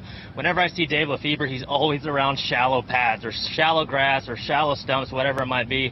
This guy, although he lives on Lake Erie, this guy's one of the best shallow water experts. He's like a younger Tommy Biffle or something like that. But man, he's always good when it comes to power fishing shallow. A lot like Fred from B.A.S.S. He's also up there. Skeet Reese, one of my young heroes growing up. I see Skeet up there, and Skeet and I talked throughout practice, and I think he figured out a little something that he didn't share with me this week. No, that would never happen. Never, ever happen. This footage earlier today, Dave Lefebvre, the wind, obviously a big story. Is the wind going to affect that bite? Can it affect that bite that these guys are dealing with? Well, here's the thing. I actually ran into the leader after the first day, Brandon Card. He was actually fishing the west side of the lake, and we've got a southeast wind, and a lot of guys that were fishing that western bank or the northwest banks, you'll start to see him fish new water on the southeast banks. As you see Dave here, it's blowing 30 out right now, and it only looks like it's blowing 10 miles per hour. So he's tucked in somewhere along that southeast bank, and the wind's blowing right over his head. He's able to fish top water. He's able to slow down and fish effectively out of that wind. I thought he was a little bigger than that. This footage again off the water earlier today from Dave Lefebvre. It looks like he's throwing a white swim jig there. A lot of guys are doing that. They're just covering a lot of water. Looks like he's throwing like an ultra speed crawl. That's a big deal out here. Something that's real subtle, throws off a lot of vibration, but in a subtle type of way. Talk to me about color in this dirty water. Dirty water. Yeah. If you're watching this anywhere in the world, dirty water, what baits do you want to be throwing? Here's the thing it seems like the default, this time of year, we're talking April and May, the default color is watermelon red or green pumpkin with a little bit of chartreuse because of the bluegill spawn. Immediately after the bass spawn, we have the bluegill spawn. You see a lot of the green pumpkin colors. I saw more white baits being thrown around than anything this week, and it's a small lake. You see what the guys are throwing. You see a lot of white spinner baits and white buzz baits and white swim jigs. So seems like white's the ticket right now. Again, that water's real dirty. It's like a tannic, brownish color. You can see down maybe 8 to 12 inches. But again, that subtle presentation. Well, Brandon Card was our day one leader. Biggest bag of the tournament, still 22 pounds, 14 ounces, just shy of 23 pounds. And since day one, though, he has seemed to struggle a little bit, kind of like a Florida tournament where you get that big weight and you kind of stick handle the rest of the event. Yeah, you know, he was hot, and then he took a dip and cooled off a little bit, it seems like. But, you know, he's a heck of a fisherman. He was actually in my rookie class. He was Rookie of the Year when we were rookies in 2012. This spot right here is actually the corner of this marina right behind us right here, and I mean, he's absolutely killing it. Yeah, you know, we'll see. Again, you know, the weather really throws a wrench in these guys' game plan, so they're constantly having to find new water that's undisturbed, both fishing pressure-wise and wind-wise. Brandon Card, obviously in the same boat as Dave Lefevre, came very close to winning an event last year. Actually, Bassfest, Greg Hackney ended up winning that event, but I got to believe that mental ability, you know, saying, I know I can get this done. I've been that close. I had the kind of fish that would have took to win. Yeah, absolutely, and I constantly find myself in that position, and confidence is everything. And, you know, over the last 4 tournaments myself personally, I've had a struggle, and it only takes one day or one good decision to start that snowball effect of good decisions and good casts and the right type of adjustments. So that's what it's going to take when the weather conditions are changing, and you know, it's a dogfight out there. These guys are really good at it. You know, I figure whoever comes in with 16, 17 pounds today is going to have a really good shot at sealing the deal. Zaldane, have you ever fallen out of the boat? And if you have you ever done it on Bassmaster Live? Negative. No, I have not. Look at those socks. Oh, man, he's got the wet socks. Never fallen out of the boat, fortunately, knock on wood. My sweet wife has. I think James Overstreet in the Bassmaster Northern Open caught some footage of my wife falling in the water. There it goes. Oh, it was kind of a nice save, though. And look how he's like, they caught me. Cameras are rolling. I know the cameras are rolling. They got me. I mean, I think he stuck the landing. I mean, I've seen a lot worse entries than that. And I mean, one of the things he talks about that he loves to do is extreme sports, you know, skydiving, hang gliding, that sort of thing, and jumping in a gator-infested water. I mean, that's got to count as extreme sport. Let's have another look. Yeah. I'm giving it 9.5 from the Canadian judges. Oh, man, that's awesome. It would be really cool if, you know, fish ate his bait right there. What would you do then? Well, what was with the neck turn at the end? That's my question. I guess that's trying to make it look cool. I don't know. But Brandon Card is looking cool because he threatening to make that top 12 and Championship Sunday. But obviously the biggest story this week, the weather and this moving in system. How was that going to affect this afternoon's bite? Yeah, you know, it's been a steady wind all day for these guys today, so whatever areas they found out of the wind, I see guys staying in those types of areas and grinding it out for the rest of the day. There is a real nasty storm coming in tomorrow. We know that overnight and all day tomorrow, so whether they cancel, postpone, I don't know what Tripp's going to decide on doing, but these guys are going to fish hard to the very end, you know, 3 o'clock. And, you know, a lot of these guys are fishing up the river, where a run that normally takes from the ramp right here, a lot of these guys are fishing up the river about 12 to 15 miles up. So that's a 12 to 15 minute run in the morning, and they got to double, triple that amount. You know, matter of fact, triple it. It'll take them 40, 45 minutes to get back. Hopefully none of these guys get caught on a good bite or whatever it might be and end up coming in late. But it is absolutely treacherous out there. Just like Toledo Bend or Sam Rayburn or something like that, it doesn't matter which way the wind's blowing. Your boat is only going in the direction that those buoys or those channel markers are guiding you. So whether the 30-mile-an-hour wind's coming out of the 45-degree angle or head on, I mean, you're forced to follow those buoys, and it could be treacherous on the way back. Well, Bobby Lane, he'll take the beating and head on back here if it gets him into Sunday. And Bobby Lane made one of the most unique adjustments here today. We've talked about it a lot on live, but when you look where he's fishing, you think, you know, there's really no wind adjustments you need to make. Actually downsized his braid when flipping because he says that the thicker diameter braid catches the wind a little quicker. Is that something you ever do? No, that is absolutely true. You know, my roommate, Cliff Crochet, he loves throwing 80-pound braid. We actually talked about that, and it kind of acts as a windsock. I mean, you flip in there, and he's only making little 10-foot pitches and flips, but with 80 or 65-pound braid, the diameter between that and about 50-pound braid is I mean, it's almost twice as big, and not only is there, the parachute effect with the wind, but also with the water. Sometimes if you're in a current situation, the water will like to grab that thicker diameter line and move your bait. So that's a great adjustment for Bobby Lane. Incredible adjustment from one of the best flippers in the game, and it's working out for him, but did a lot of damage early this morning, as you can see, throwing a frog, and has had to adjust a little bit because this wind, obviously, we noticed it right away this morning. His area looked a lot different. It definitely got decimated by that wind. These fish here, the water's always dirty here. Is it as much of an adjustment here as, say, on a clearer body of water when it gets muddy? No, it's really not. And this lake, interesting enough, it's not a rocky bottom lake. It's a lot of muck and mud, sand bottom. And this wind really doesn't turn up that water more than it already is. I mean, this is just it stays stained all year long, winter, summer, spring, and fall. It stays that nice tinge to it. And all these guys are fishing water 3 feet or less, or 4 feet or less. The fish don't mind. They really don't. The only thing is, if Dustin's banked there, you can see it's real calm. If the wind starts blowing in there and waving, he could make those adjustments, going from a swim jig to a chattering style, vibrating jig or something like that, something with a little more thump. But it seems like these guys are looking for that calmer water. I mean, Dustin's not a guy who I've been able to spend a lot of time with, and we talked about that, but kind of reminds me, very similar to a Casey Ashley in the way that, even though he's a rookie in this position for the first time, remarkably calm. And maybe that just comes from all those years of fishing tournaments in Alabama. I mean, he was part of the original Carhartt College Bass bracket, and, grew up with Jordan and Matt. And those Alabama guys, they know how to fish, especially when it comes to river situations like this. Dustin, I know he loves fishing the Alabama River. He's got several wins out there on the Alabama River, and it looks like to me it's setting up just like that type of fishery. But yeah, the kid's cool. He's calm. I've talked to him maybe a couple times in the weigh-in line, but he's a real cool guy, and stays steady. And he closes. He knows how to win tournaments.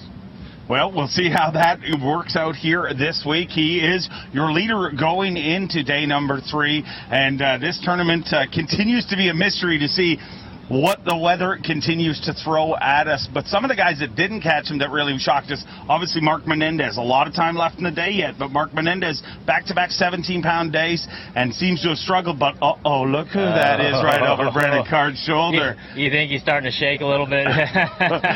Kevin Van Dam walked across the stage. The first thing he said, looked straight at me, he said, "The wind is your friend," which is a line that Kevin throws out a lot. But when so many guys have looked at the wind as a negative, he's embraced it, and that's definitely worked out for him. Yeah, no, without a doubt. And I'm looking right here at Brandon Card, and he's focused on Kevin Van Dam, and man, whenever you have that guy going literally face to face with you, but for Brandon to be in the position he's in and saying, "Kevin, I'm on top this time. Let's go toe to toe, and let's see who ends up on top here this week." But both of them are fighting hard. I think Kevin catapulted up the leaderboard today, so let's see if they can make the right adjustments. And he's hooked up. Oh, no.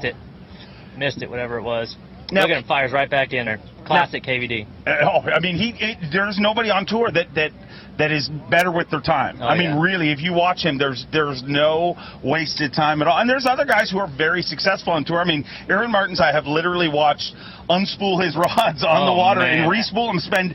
One day, me and James Overstreet watched him for 40 minutes work on tackle, and we're like, how is this happening? But Aaron, in Aaron's head, he says, I got to have everything the right way I want it. Kevin, the exact opposite. I mean, he does not waste time at all on the water. Doesn't waste any time. I've seen him at riders' conferences, in between all of his interviews. He'll be doing tackle, biting line with his teeth. Let's get it done. Let's go now. And it's funny watching Brandon Card here. He's got one eyeball on his top water and one eyeball on Kevin. That's pretty neat to see. A little pattern that has developed on Bassmaster Live this morning, and it's the look left pattern. Okay. I don't know if you believe in this, but maybe you can confirm or deny. We've got a lot of footage of guys throwing that top water, they're just, I mean, you know when you look at a bait and you expect it to get eaten, it never gets eaten. So what you got to do is pretend like you're not looking. And then look away twice, the double look away, boom. Again, let's see if it works again. That happens so much. Look, I'm not looking. Oh, there it is. Mark Davis. Little slower. Kind of looking around. What's going on? Oh, there's one. Oh, my gosh. Not looking. Oh, there he is. You missed that one. You got to look away. You can't be looking at the bait. A watch bait that's amazing. never gets ate. That is amazing. Is that the reason you were with me here today? Oh, Did yeah. you not look left I enough? stayed laser focused on my mega bass frog all week long, and man, I'm telling you, it's one of those things, and that happens a lot actually. A lot of times when you're reeling in a bait, man, and all the people watching at home, you know, you've seen it before. When you're reeling in a jig or whatever it might be, one comes up, eats it, you know, in the least expected time. Those fish know, and we've proved it on Bassmaster Live. The look left pattern is alive and well. Look away from your bait, and it will get ate. That is grammatically not correct at all, but hey, sorry, that's who I am. Back live with Bobby Lane right here. Bobby Lane, you know, when you watch him here, and I couldn't, you know, yesterday watching him, I'm like, wow, it looks like he's in Florida. I mean, you could say you're in Florida right now. I mean, look how comfortable he is. He's fishing slow. That's the way he likes to do it. Just real short pitches. You know, he's probably using a high-speed reel. The more times he's in and out of there with that jig, I'm in, I'm out, I'm in, I'm out. He's making more presentations, it looks like, than anyone else on the water when it comes to flipping and pitching. And that's an extremely effective way to fish these fish that are in, you know, 2 feet of water. Bobby Lane obviously having a great season, but his brother Chris Lane, and just like yourself, off to a tough start, you know, uncharacteristically tough. Talk to me about the mental side of fishing. I mean, and it's happened with everybody. I mean, Skeet, you name it, everybody in this sport goes through that. It seems so much more volatile than other sports. I know, you don't see that, you know, go from one season just dominating to a tough start to the next season. Well, here's the thing with bass fishing. Oh, there's one. He's got him. Get him, Bobby. Get him, Bobby. That's a good one. That is a good one. That's a color. Dropping his power poles. It's not a giant, but he ate my jig. It's about like the one I lost right there. It's definitely a cull fish.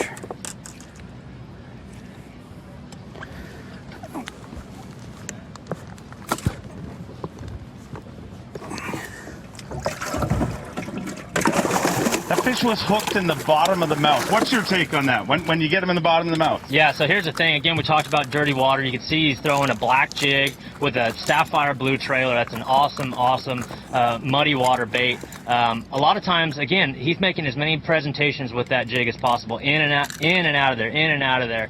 And you drop it within 1.5 feet of that fish's nose, and he's just going to attack it. And whether he's hungry or not, he needs to attack that thing. So you'll get a lot of that, you know, hook them underneath the jaw and things like that.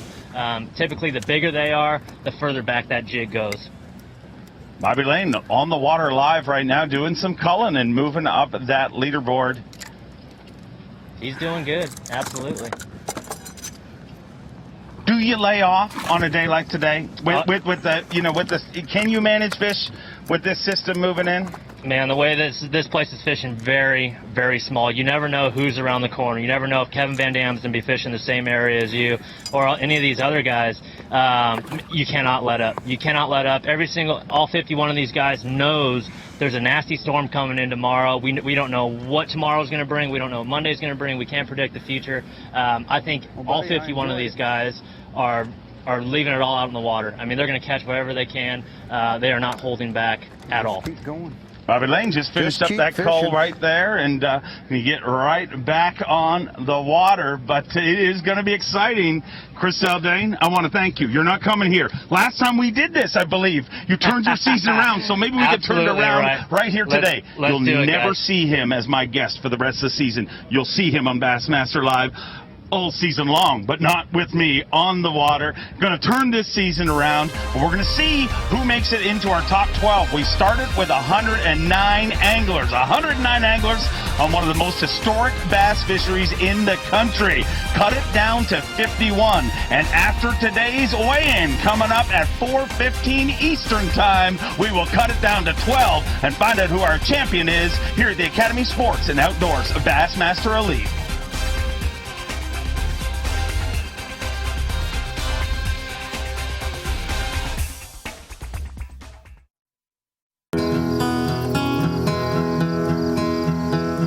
Man, it's slow today. Yep. Mom, I caught a fish. Good job, sweetie. Hey, what kind of lure is that? It's a Livingston. They have electronic bait fish sounds that activate as soon as they hit the water. Easiest way to catch a fish. Hey, thanks. The competition is fierce and the prizes are huge. The only thing missing is you. Fantasy Fishing presented by Toyota. Sign up for free and face fans from across the nation. Grand prize winner receives a Triton Yamaha package, including a Triton 189 TRX. MSRP of $37,293. The classic and each individual elite event winner will receive $2,500 Bass Pro Shops gift cards, with the runner-up receiving a GoPro Hero 4 Black camera. Sign up and pick your team today at Bassmasterfantasy.com. Tennessee, how's everybody doing today? We are excited to get this season kicked off. It all starts here.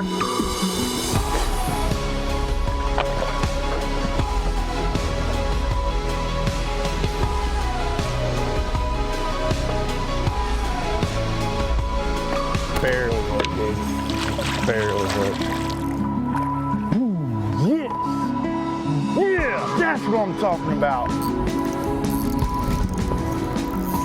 Stay down, stay down. Stay down, open your mouth, open your mouth. Yes. Thank you. Yeah! That's a big one. That's for you, Mama. How about that right there now? Woo! Ooh, yes. Yes. Yes.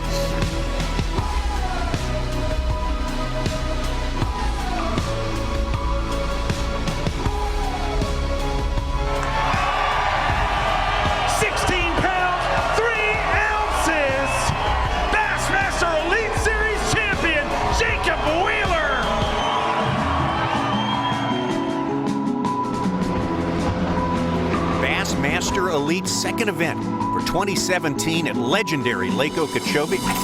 So much tradition here and so many amazing eye-popping results. Yeah, buddy's right.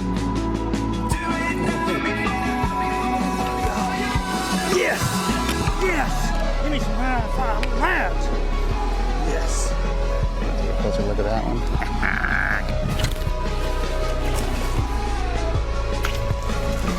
I never flipped a fish that big before, I don't think.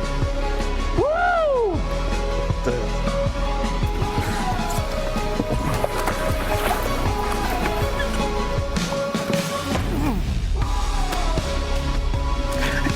Stay hooked.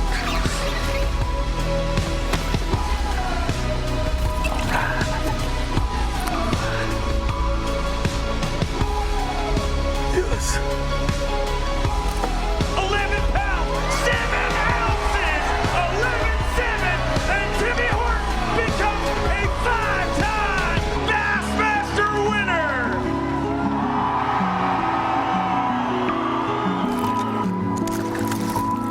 Yes. I'll start off with the biggest one.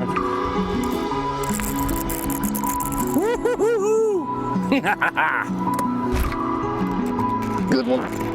It's 4 in a row. There he is. That's a good one. Woo! That's what this is here. Fat pre-spawners.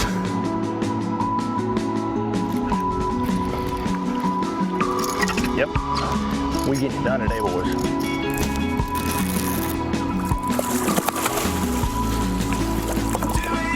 Oh my God, yes. Boom, baby.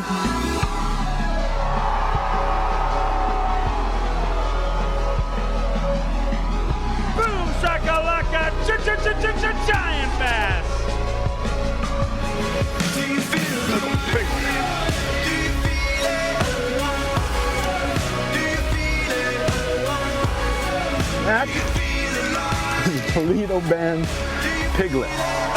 The 2017 Bassmaster Elite Series Toledo Bend champion, John Murray.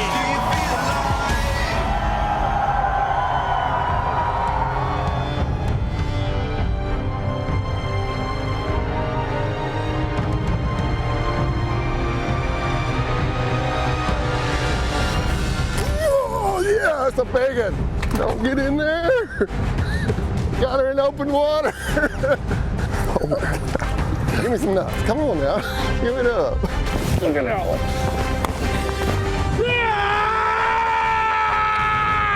That's a Conroe beauty right there. That is a big one right there. Big one. Big one. Look at that. Good 10 pounder. 10 pounder. That's a 10 pounder, bro. Oh my God. That's a 10 pounder.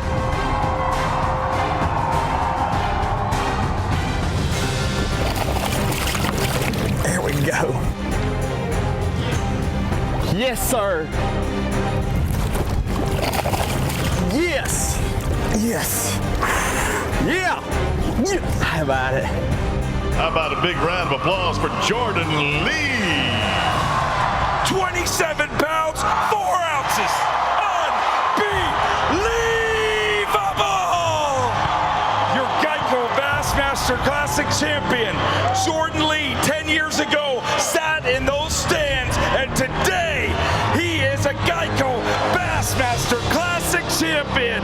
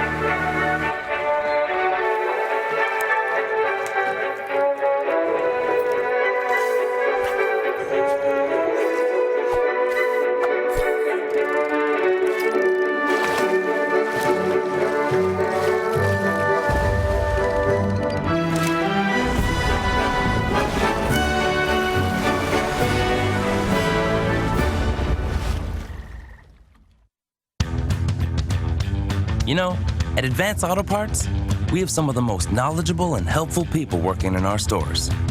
We just thought you should know. Because buying online and picking up your part at the local Advance Auto Parts store is so easy that, well, the most they may get to say to you is, "Hi, here's your part."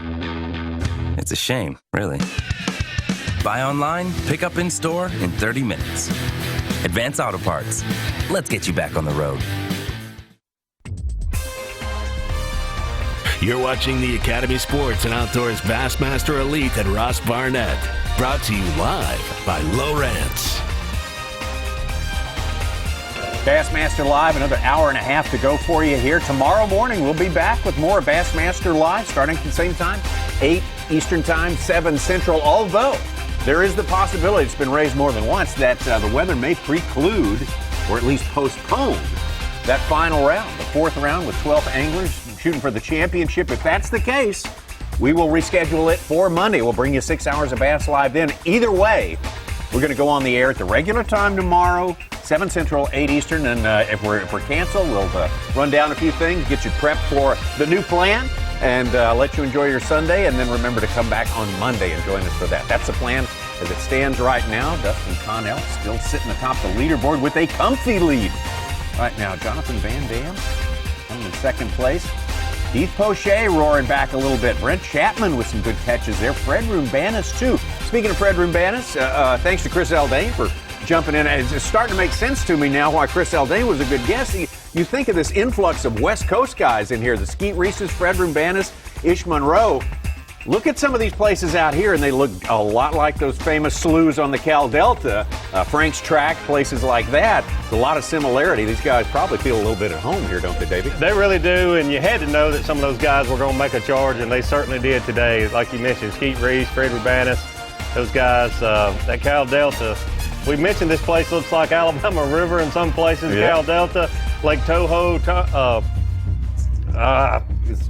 well, you name Bobby it. Lane. Lots of places. Bobby Lane looks like he's at home with the Harris pads. Chain even looks like in some places. It does. It's got a lot of faces. This interesting fishery here. Ross Barnett, Ridgeland, Mississippi. Got a good fountain too. A little shot of that for you right there. Boy, he's due. Mark Menendez is due for a big jig bite. Frustrating day for him. It's only got 3 for 6.5. It's fallen to 9th.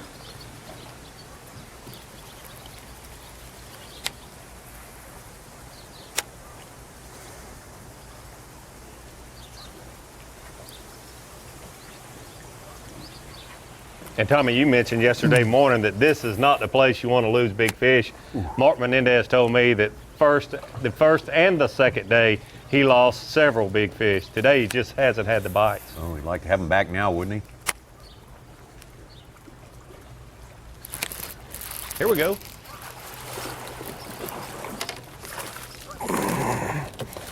That might got me in the top 12.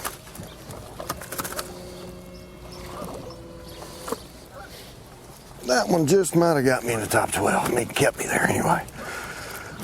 Oh, goodness. Settle down, Junior.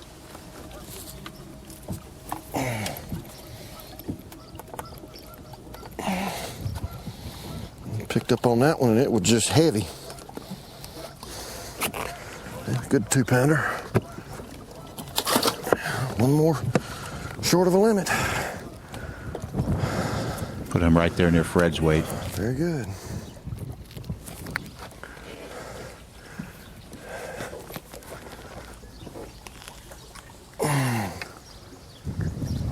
I didn't get to pick it up on it. It was just, he just had it.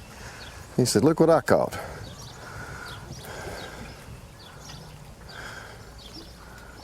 Gives me 8. It's not going to be enough to make the finals, though, I don't think.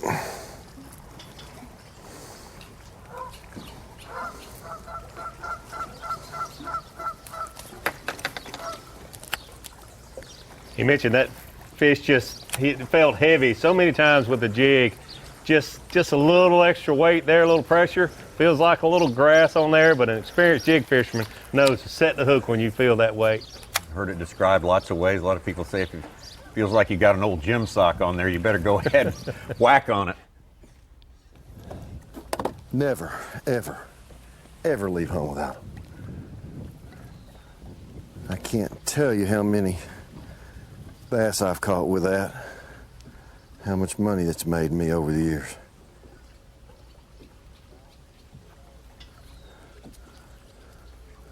$5-pounders, 8-pounders, 12 inchers, they all bite the thing.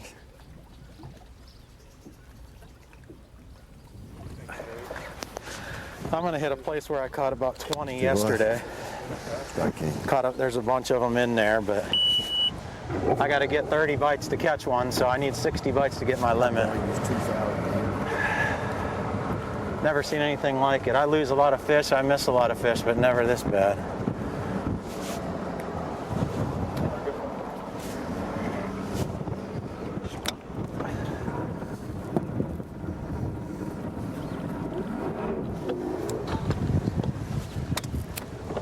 Said he's going to try a place. He caught about 20 yesterday. 20? Well, okay.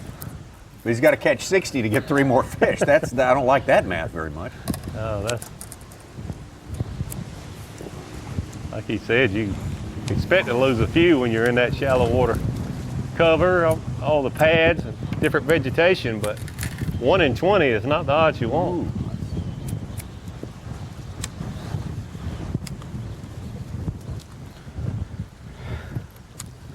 Wind.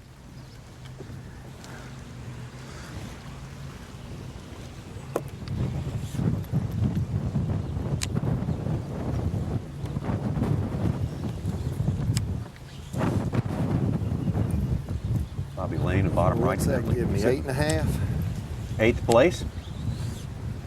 8.5 and 35 is what? 43.5.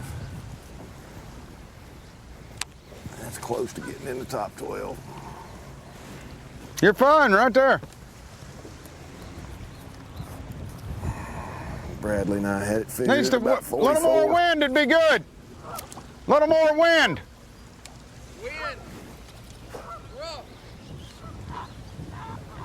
Say Bobby's unofficially 8th place with 10 pounds 7 ounces. Does that reflect, guys, his last catch? I don't think they did as well It does today. reflect that. I may be wrong, but I just don't think they have.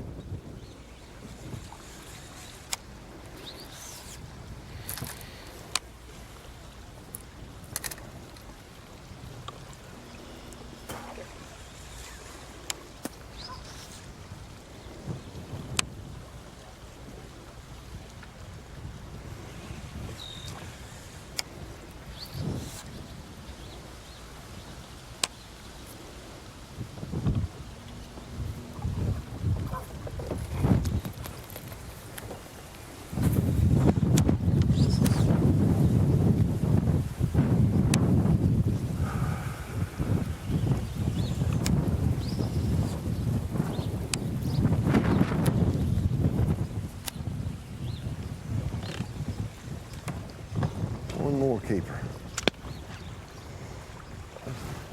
Oh, that's a boat rail in there. That's what that is.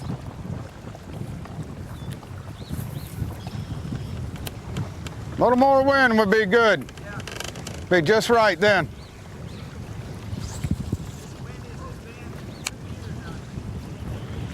I believe it.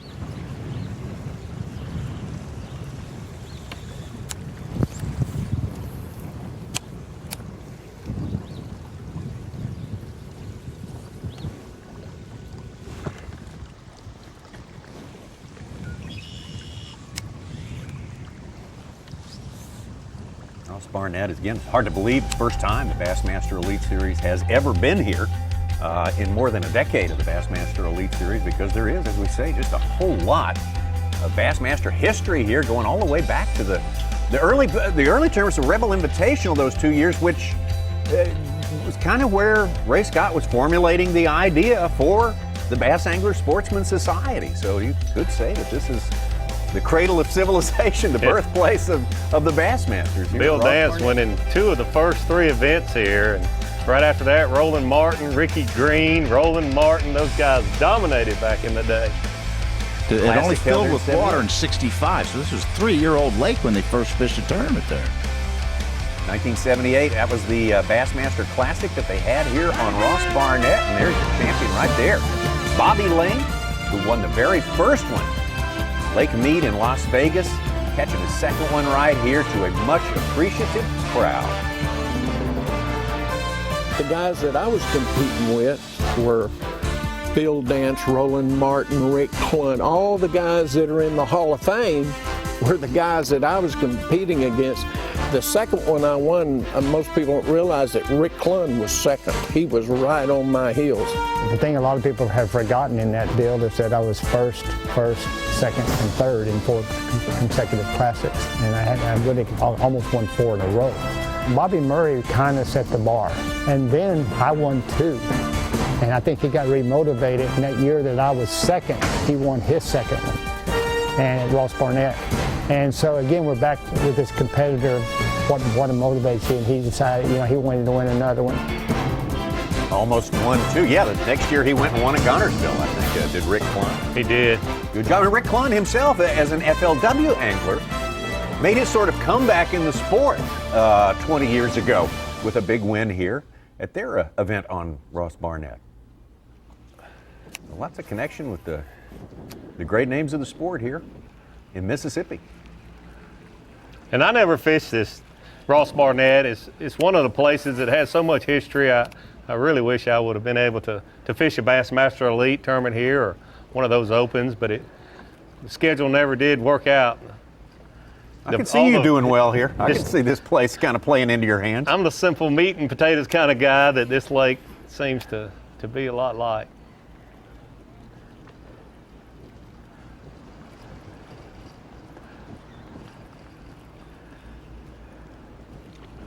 How you doing, Keith?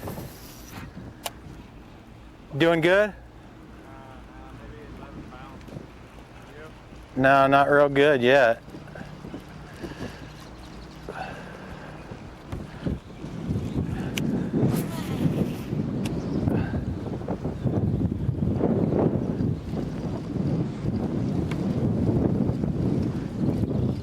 We've been talking a little bit about the wind creating current. This is a perfect scenario right here. You see two islands of these reeds, and that little blow through is where the wind will push current through there, and those fish will use that as an ambush point, sitting just out of that current that the wind is creating. Here you have another one just to the left.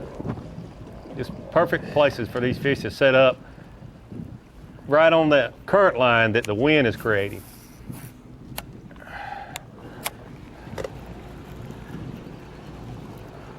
Again, not much generation here on Ross Barnett, just an outflow basically, so it's that's the current they have is wind generated here. Yep.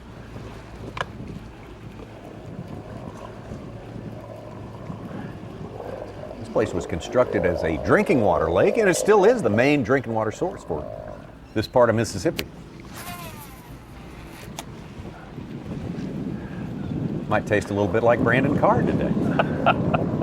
Sorry, I can't. We got to leave him alone here. That's enough. Enough with the Brandon Card. You guys stop.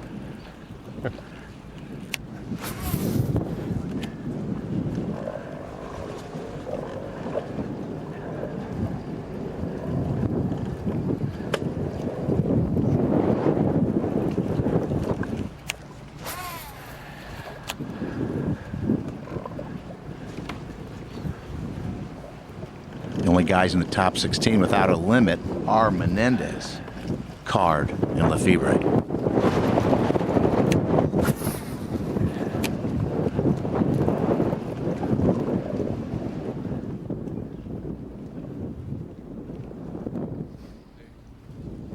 Okay. Boy, it's really picking up now. That wind is howling. I bet you the way the scores are standing right now, Dustin Connell would, if everybody said, let's just stop her right now and head on, I think he'd be all in for that right now. He would love to stop the clock right here. I'm sure he knows the rules, but he might have the thought, well, maybe if we can't fish tomorrow, we'll end it on Saturday, but that's not the way the rules go. I don't think that's what they're going to do. Yeah, that one's going to leave a mark.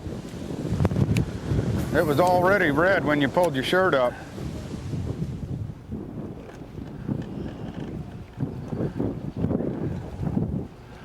Any aggravation out of us. Come on, fish. I'm really dependent on this place. Good boy, stay right there.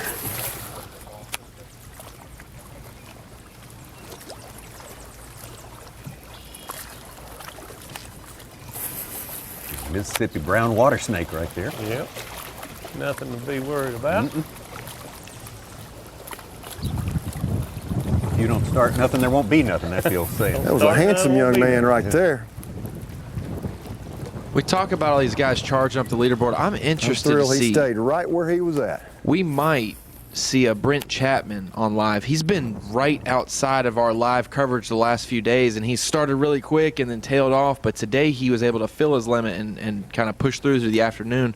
I'd like to see what he's doing, and if if he's staying in a certain area or if he's having to move around, because he's been pretty consistent. Other than I think he came in with 4 the other day. He's got the 3rd best limit today. 14 3/4 pounds. He started with 18 pounds on day 1, and then 11-pound day. Yeah, he had caught a lot of fish yesterday. It took him a while to get that 5th keeper because he was catching small ones. Hook them though, that's the problem. I mean, I know I'm gonna get 2 bites here.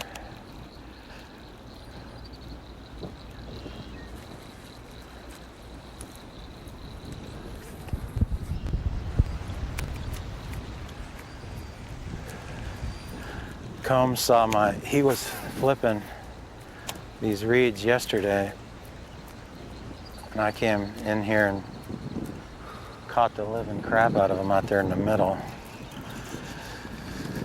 So, and he's got something white tied on today, so I'm hoping he didn't already blister all this.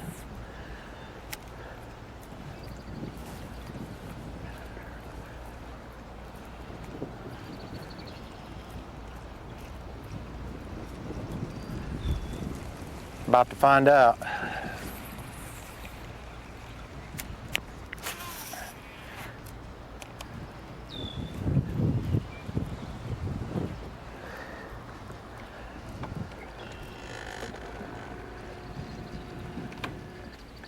Talk about that weather that's on the way, the possibility of a postponement till Monday of round number 4. This is here's a little bit of data for you right there. There's 4 a.m. right there. You can see the dot in the center is our location. That's what it's supposed to look like at 4 a.m. 7 a.m. Yeah. Wow. Yeah, I don't know if that's not very good right there. If that happens, you certainly will understand why they should postpone until Monday. That would be a rough start to your day right there. So if that model stays valid, then I would say it'd be a good shot at Monday finish for this tournament here. And they would need to get at least 4 hours in to make it a complete day. But because of that timeline, you really can't get that in before or after. No. They could, if it was there a little sooner, they could wait for a delayed takeoff. Wow. But if that timeline holds true, then it'll be difficult to be able to get out tomorrow. Of course, these things speed up and they slow down. If this thing gets through here by 7:15, 7:30, and they can see it's going to happen that way, we may go ahead and this is play her tomorrow. Impossible to fish in. And we're in the back of a cove.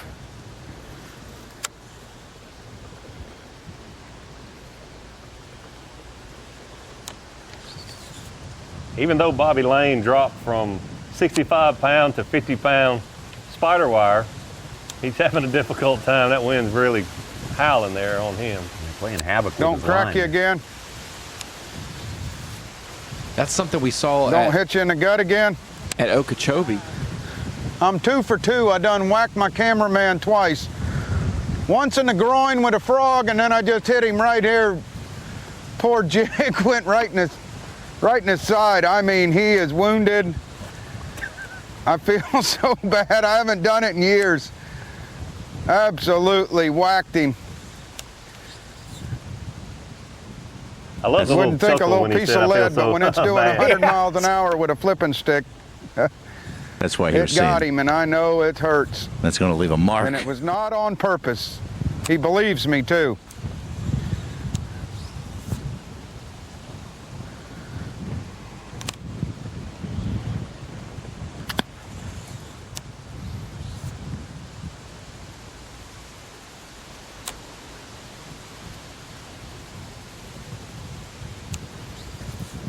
We've had quite a few. We talk about it when we do the college TV shows, Tommy, but we mentioned all the cameramen who've been hooked in the college series in the days with the team tournaments, and then Wes was one of them, I think, in the ear. Didn't he get hooked in the ear or the head? Wes got one in the ear. Absolutely. Got it on Hurricane Lake down here in Benton, Arkansas. Sure did.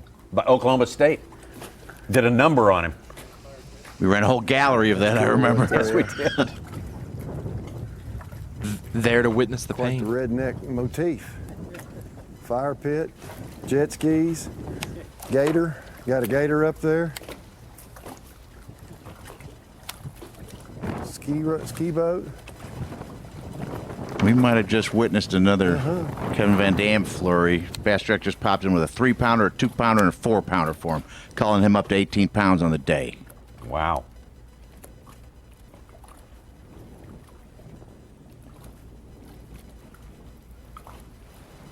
Just got word. We talked about Brent Chapman just a couple minutes ago, and I had an angler just text me and say Chapman's been around that marina where Brandon Card's been all week. God dang, if there wasn't a bite. Looks like he's been, instead of leaving like Brandon Card has, he's trucking it out in there, yeah. Okay. Oh, damn, I don't know. Get the pole, too.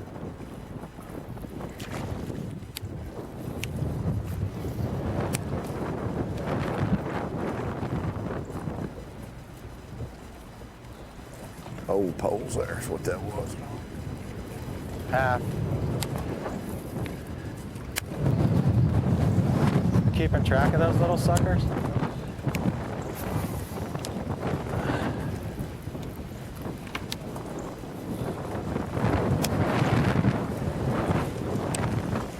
Should have hammered it again.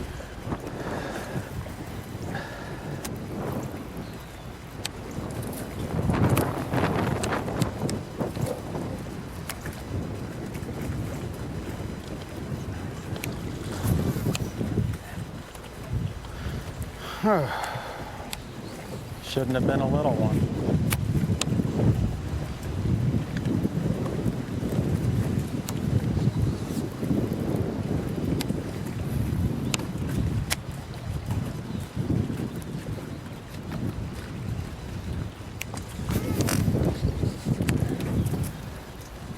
Despite Kevin Van Dam catching those fish in flurries, tells me he's fishing those current areas. When he does catch a fish, it seems like there's 2, 3, 4 fish at a time. These other guys are just grinding it out, catching one here and one there.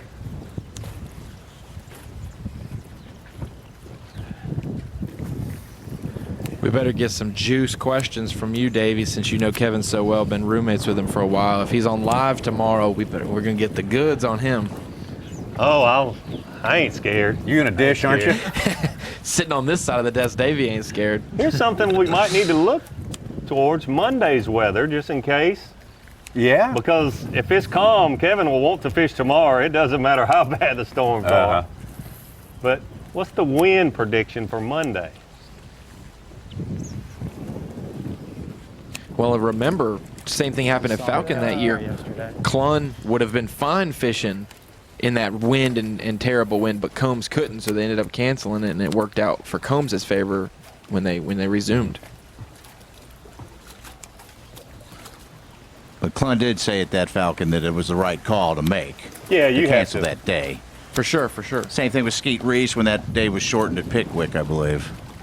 He was upset that it was, cut short like that. That Kevin Short won that one. Yeah. Monday, not so much wind. Topping out about 10, 12 miles an hour right at noon. It'll be a different lake after a severe storm go through, and then there wasn't fish there. Only a 10-mile-an-hour wind. Crazy wind, isn't it? Actually worked out perfect. Wow, that's the hardest wind of the day right I couldn't do there. that again if I tried.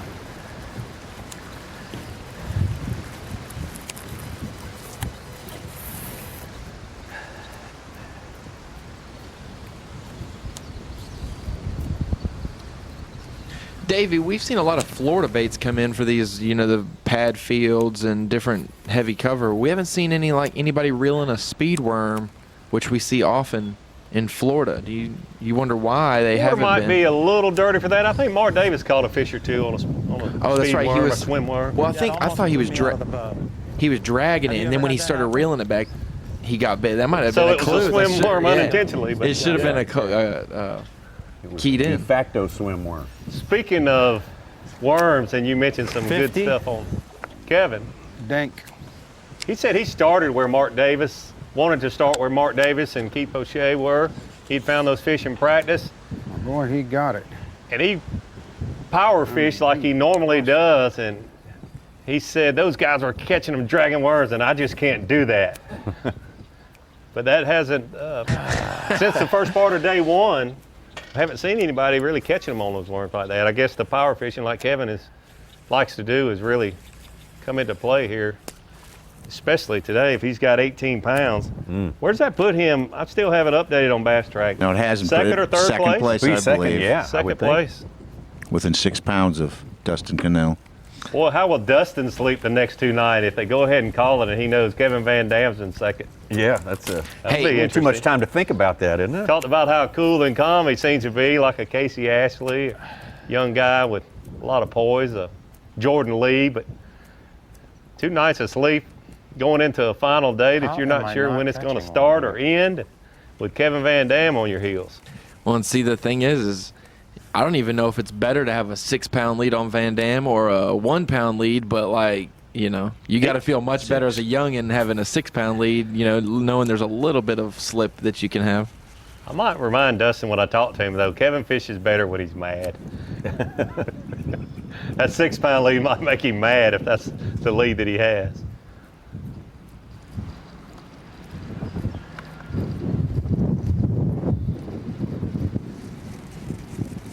Davey, Tom Oswald is asking us on the tweets at #BassLive. We've seen a lot of fish be missed today. Do you have a reason behind that? Is it post-spawn? Anything to do with that? A lot of it's post-spawn. You're exactly right. Another part is the wind and the pads moving around, all that vegetation. Those fish, sometimes they just can't dial in on what they're trying to eat, especially as fast as Dave Lefebvre, I think, is triggering a lot of strikes. But with that bait moving so fast, they're just not able to get that bait in their mouth. So you think, why doesn't he slow down a little bit? Might not even get the strikes if he slows down. Good one. Oh, it's a big one. Got a big one on that. I think it got off. Ooh. It's a big one.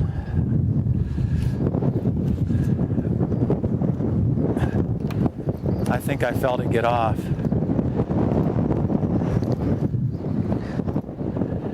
Yep, it got off. 4-pounder. 4-pounder gone, just like that. Game changer.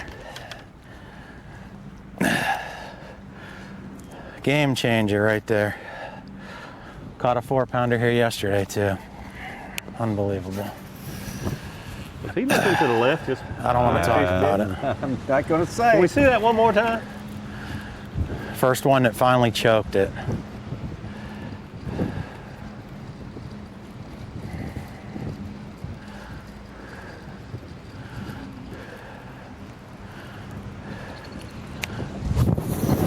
Check it out real quick here. Yeah. Oh, yeah. Giant. Looks right. Hook set. What? It's just too much. Dave needs to stop. He needs to look right. He's missed 2 looking left today. He needs to go right. Can't hot dog it like that all the time. I can't take that anymore.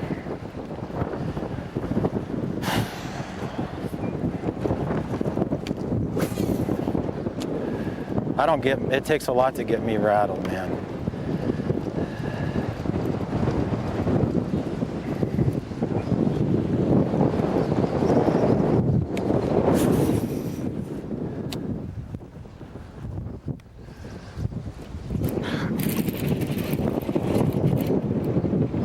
Hooked up again. Little one.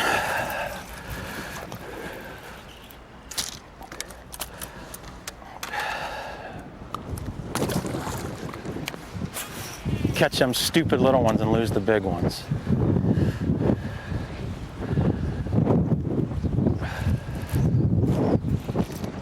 Can you go on the back for a minute? Yeah, you go. I've never been so mad in my entire life. Frustrating stuff for Dave Lefebvre. So much confidence coming into today, and he's got to be fishing for his chance to carry on for one more day, whichever day that's going to be. How about a little Dick CPAC Tires and Wheels Bassmaster Elite Series trivia? Which state-named rig? State-named rig. State-named rig. That's okay. Maybe it's named for 2 states. Helped Randall Tharp win the 2013 Open on Ross Barnett. What's an Arkansas rig? I just moved here, but what is that? That's what Bobby Murray won the 78 Classic on. Was it? Oh, okay, an Arkansas rig. Okay, give it your best shot. Might not be C, but it could very well be C. We'll be back with the answer.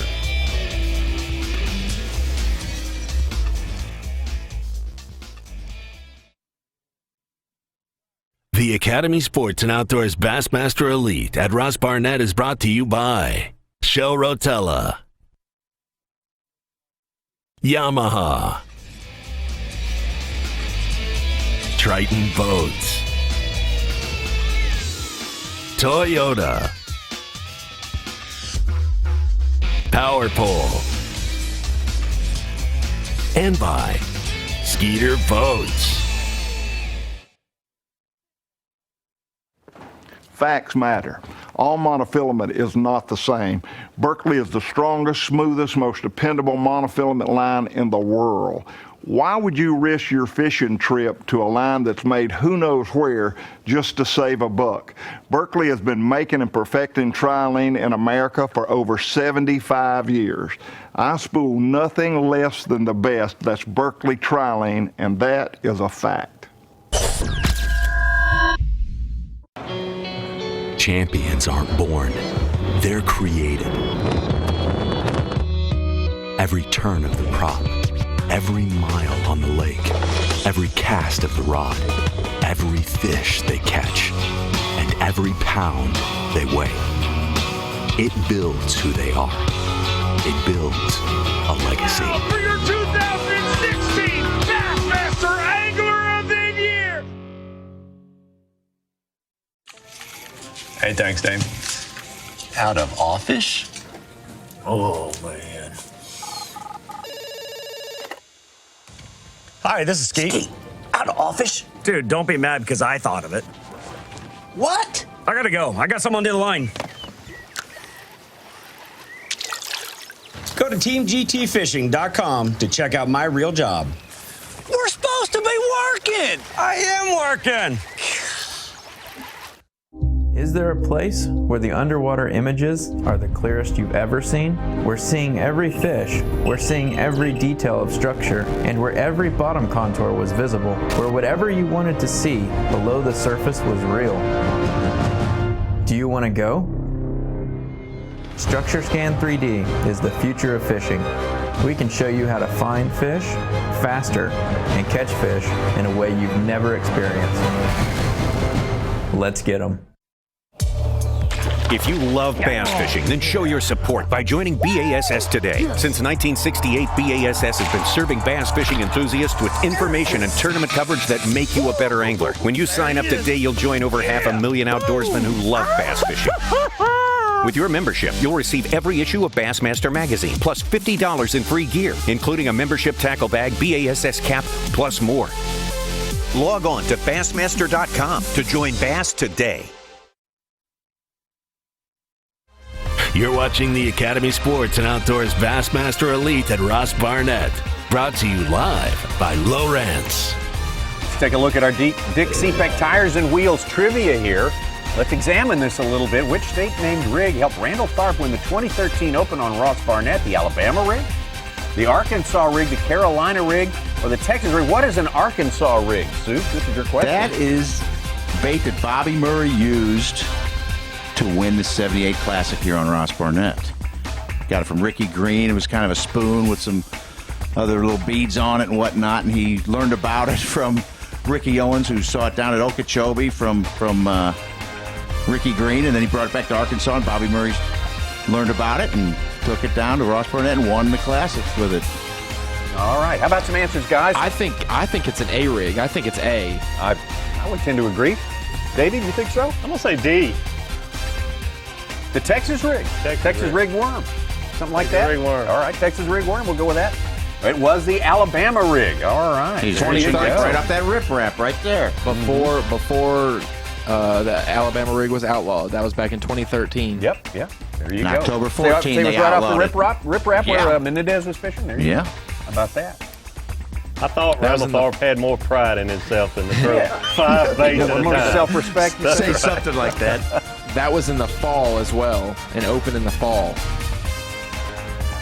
Well, there you go. There's our spot right there. South Central Mississippi. It's a little farther south than the tilt of that map would indicate. We're down below the halfway. The meridian point, so to speak, of Mississippi. And 33,000 acres here. About a third of the size of our next destination. It's going to be Lake Sam Rayburn. So we've had a lot of guys fishing very close to one another all week long. You have, and you notice the Rapala 5 Live today, those guys are tucked in, and I bet the other 45, 46 anglers are tucked in those same general areas. Mm-hmm. David, we had a quick question from Todd Woods. I don't know if you know Todd Woods. He's a West Coast angler. I think widely known, fishes the coasts and stuff. He said, Davey, have you ever weighed in a short fish? We were talking about that earlier. I've never weighed in a short fish. I will give you a pretty cool story about that not many people know of. The first year they had the pro co-angler format on Bassmaster Tournament Trail, 1990. Okay. Weatherman. I fished as a co-angler. Pretty good gust. I wanted to see if these guys were real, if they put their pants on like I did. I was a young fisherman, tournament fisherman that just wanted to see if these guys were real. I didn't even know any full-time professional angler. So I entered as a co-angler, and one of my partners was Gary Klein. Wow. We were fishing Lake Martin in Alabama, not Logan Martin, but Lake Martin in Alabama. Trip Weldon does really well there. He's kind of the king of that lake, a lot of people say. But I'll never forget, Gary Klein was talking to me as I was measuring a fish. And he said, it is or it ain't, it is or it ain't. And he said it like 10 times because I was trying to stretch the fish a little bit. But really and truly, it's plain and simple. Make sure that head of that fish, the lip of that fish is all the way firmly against the board, and if it touches the line, it is the minimum length. It doesn't have to do anything but touch it. If it doesn't touch it, throw it back, never look at it again, never think about it again. So that worked out for me in my whole career. I never took one to the board that was short.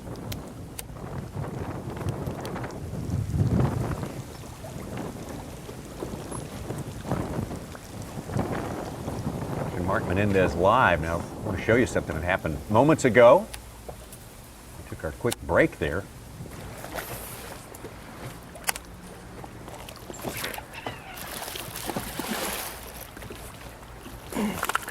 That's a fiver. We're going tomorrow. We're going tomorrow.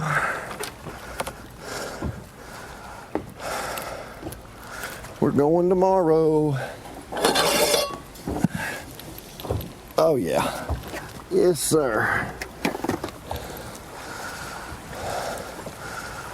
£1.75 towards it. All right. I feel like that's an accomplishment for today. God, that's been work. Whew. That's a fiver. Get rid of that one little bitty one I got. We just You've noticed he really needed these last two fish, and his fourth fish, he was fishing a dock, but it was just before a point where the wind was sheltering him, but it was creating some current. It was the last dock or the first dock, whichever one you want to say. And that fish, his fifth fish on a different stretch of bank, was right around a corner where I'm sure there was some wind. So the wind is really positioning the fish for some guys. And he's taking advantage of it here. Kevin Van Dam, I'm sure, is another one that's doing that. The wind is your friend, but sometimes you need to be close to the wind, but maybe you can't fish right in that wind. But both of those fish, I think Mark just caught there, number 4 and number 5, were positioned because of current. This next cast here is going to be about the equivalent of those two successful ones he had before. So we'll see. Maybe if he hooks up again, we're on to something here.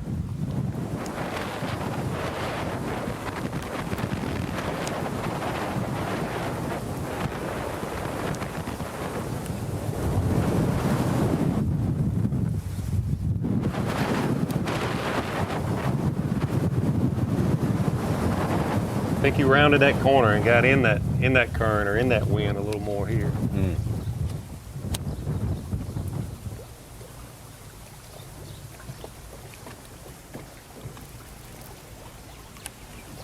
These guys are always thinking. He had the target weight he needed to be able to fish tomorrow. See that corner right there?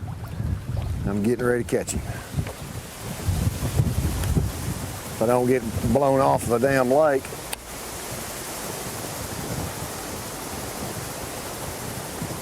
I think he's on the front side throwing back to that corner.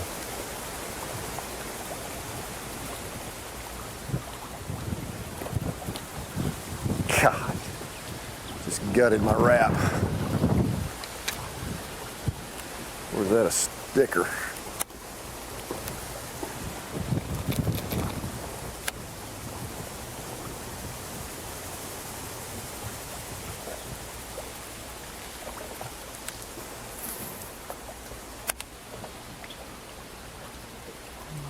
Stickers.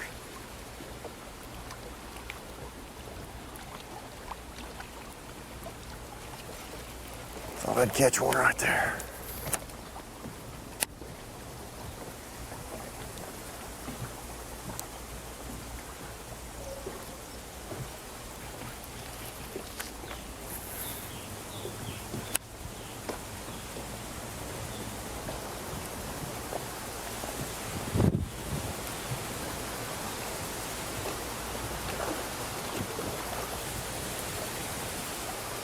Take a moment here for one of our Yamaha Taste the Bait segments. This is another lake kind of like Conroe where we got to run down a whole lot of baits in order to get the job done here. But you mentioned this, Davey. This is a great one because a lot of guys are getting to fish exactly what they want to fish, the techniques they want to fish, and that's what's going to be our subject today for Taste the Bait.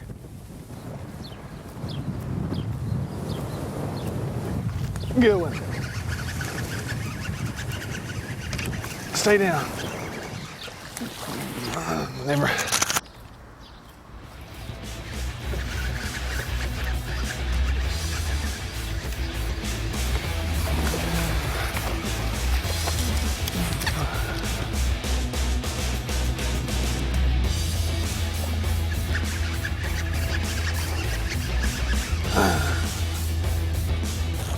Man, they look bigger when they come up and they hit that thing.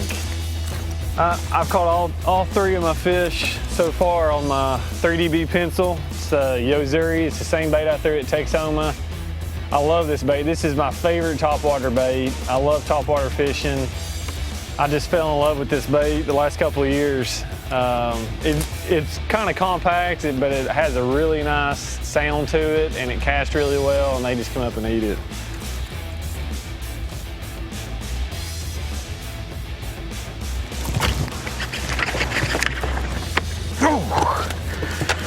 That's a good one.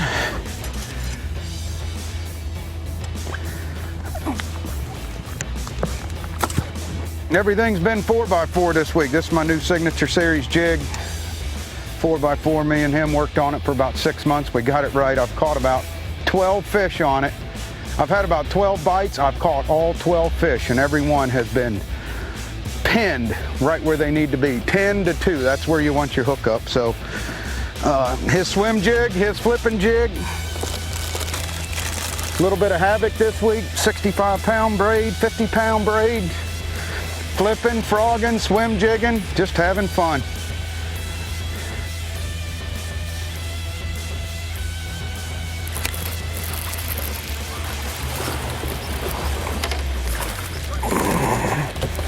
That might got me in the top 12. Picked up on that one and it was just heavy. Good 2-pounder. Never leave home without your rage cross. Never, ever, ever leave home without it. I can't tell you how many bass I've caught with that. How much money it's made me over the years.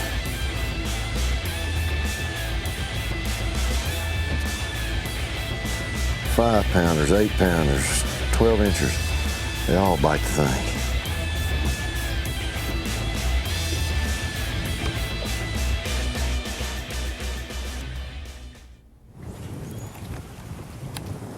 Good job, guys in the truck running down our, well, for three of our guys, their baits in a good and meaningful way, in their own words. Feel the little ones. If it's a good one, he'll just take it. It's his.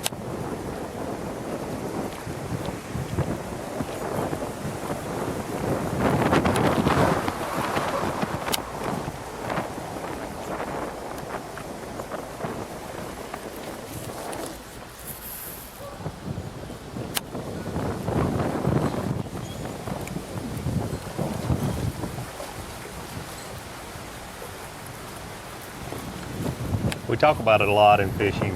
Fish your strengths.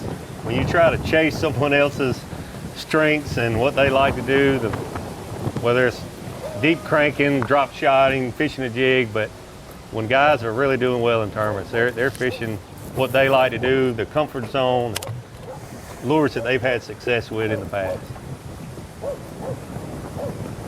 The jig seems to be one that's always in the mix. Always in the mix, absolutely. Unless you're in a situation where 19 out of 20 people are fishing a Demiki rig, you know, to probably just might want to cross on over to that. Right. Mark Menendez, one of the really steady guys through the years, journeyman bass angler, has done very well. 57th place this year, Toyota Bassmaster Angler of the Year points, and he started out considerably down from that, so a lot of good work done, a lot of good moving up the list there. His last win, 2009, Lake Dardanelle. That's coming up in about 2 more events. Lake Dardanelle on the Arkansas River. He'd like to repeat there. He's been a fighter, no doubt, Tommy and Davey. You guys been around him for a while, and he's had some non-fishing complications in life that have made it hard, but he's still out here, you know. One of our most admired guys, really has fought through a lot in the past, well, 10 years. He started a few years before I did, but 1989 seems a little early for that top 100. Yeah. That's been a while now. Yeah. That goes back a ways. Thinking more like 91 or 2. Let's go to the lake. See if we can't catch a good one. 1989 seems a little early. Do it again today. Well, we do got a mess back there, don't we?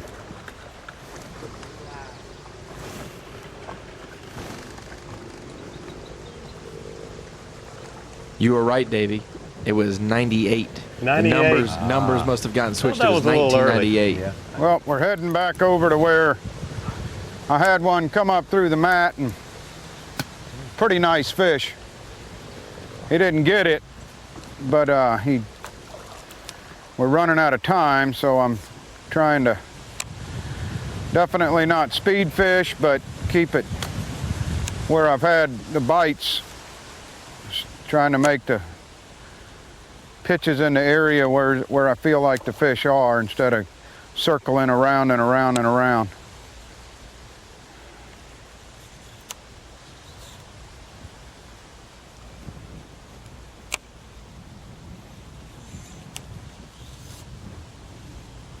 Still need to ask him about engaging his reel. I want to hear it out of his mouth. Get him to ask it right now. Can we ask Bobby about not engaging his reel until he works the bait a few times? The old Florida trick. The old Florida trick. See if he says that. Can't believe there wasn't a fish by this tree. Not engaging.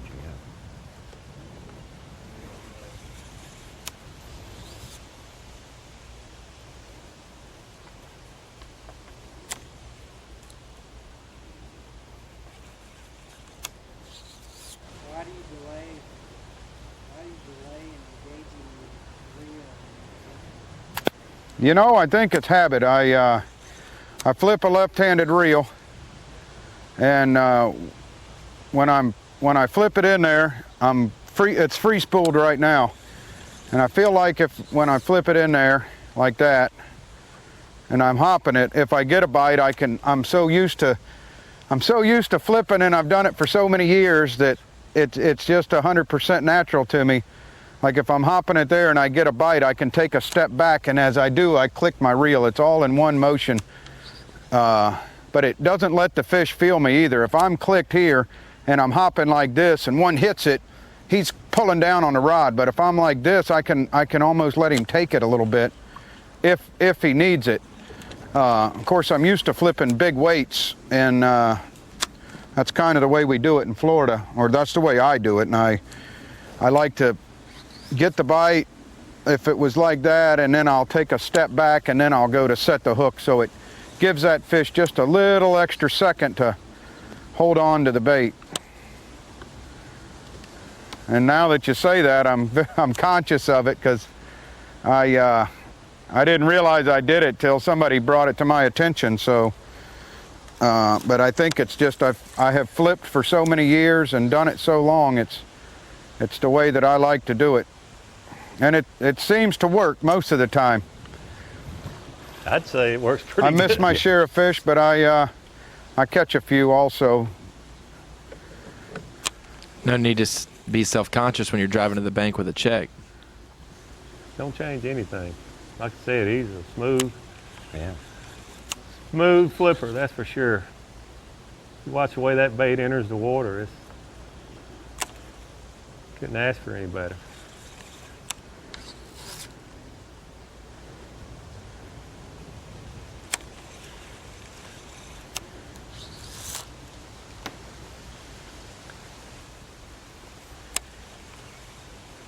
You know, I learned to flip early on because I was reading Bassmaster magazine, and I learned through a lot of trial and error, because you didn't have Bass Live when I was coming up trying to be a successful tournament fisherman, even at the local level.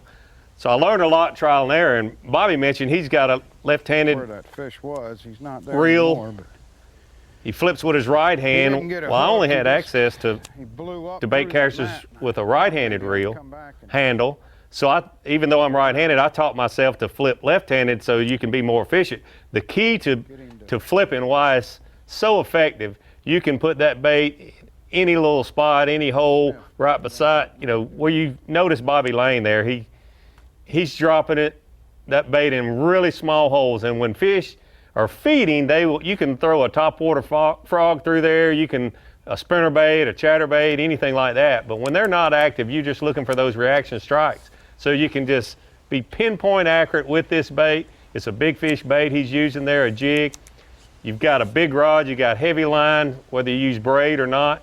You get those fish out of that cover as quick as you can. It's just real effective. And when you want to cover water all these elite guys cover a lot of water in different ways. And you think, well, flipping slow, but when you watch Bobby Lane, he's covering a lot of water, putting that bait right in the spot where you hope those fish are set up, get that reaction strike, give it about 2 hops, drop that bait in pick another target, drop it in. He's keeping his bait in the water almost all the time. He's out, in and out. Chris Zaldane mentioned it. It's just not much wasted time. When you make a cast, if you back away from this same cover and make a cast to it, then you got your bait in strike zone for 1 or 2 seconds and you reel the bait in, you're wasting too much time. You're getting up close to this cover, the water's dirty, the fish aren't very spooky because of the wind moving and the dirty water. You can get right up on these fish and be real effective, very efficient, and also you're able to land these fish because today he said he's using 50-pound spider wire, and he just jerks them out of there before they realize what's going on, basically. Well, if you measure efficiency by cast per minute, it's flipping hands down. Yeah, right? Yeah, you bet. And I believe he said he just uses left-handed reels for flipping. I don't know if I can't remember his frog fish and stuff, but I think that he used right-handed reels for that. A lot of guys do that. Because I'm right-handed, but I use left-handed reels for everything. That was just the first way I picked it up. But a lot of these elite guys are right-handed, using right-handed reels, but they only use left-handed when they flip. Right. I could only afford like 2 bait casters when I was learning to fish, so I had to adjust and just learn to pitch and flip with my left hand.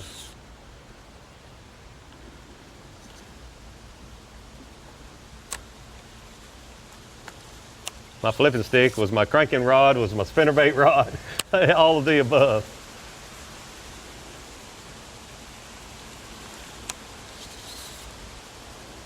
Just got to temper how hard you set the hook for what you're using. Yeah.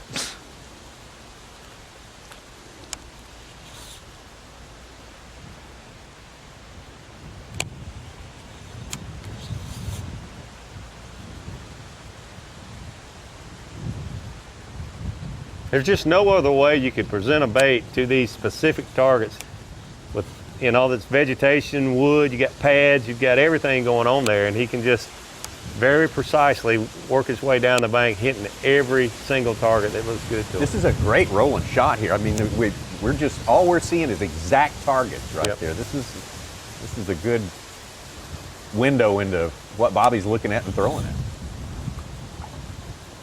As I say that, we get a little wider.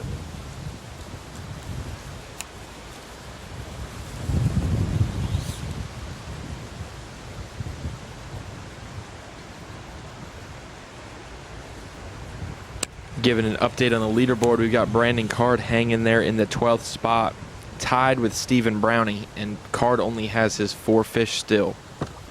So, and Lefebvre is in 14th with 3 fish. He's any number of fish will get him into the cut. Brent Chapman called up another pound. He should be in place of. He should be in 4th.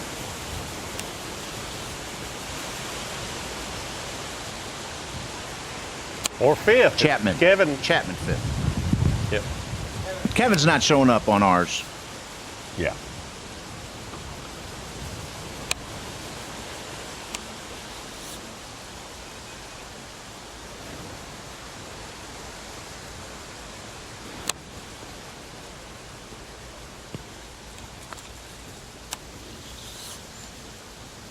See that? He pitched back in the cover, and all of a sudden you get a point of grass coming out, which is obviously a place that you want to present a bait, and just he makes one pitch inside, the next one to the point, back. He's just hitting every single target down through here.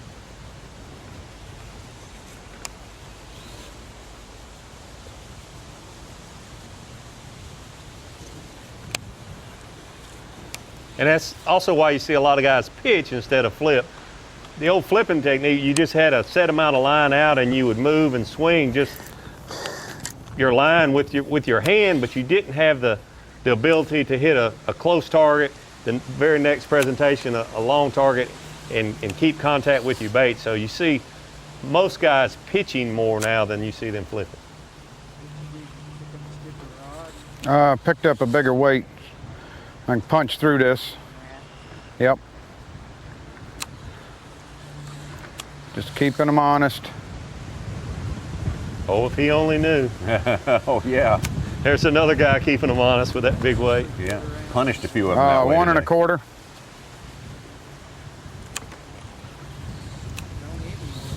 Yeah, right.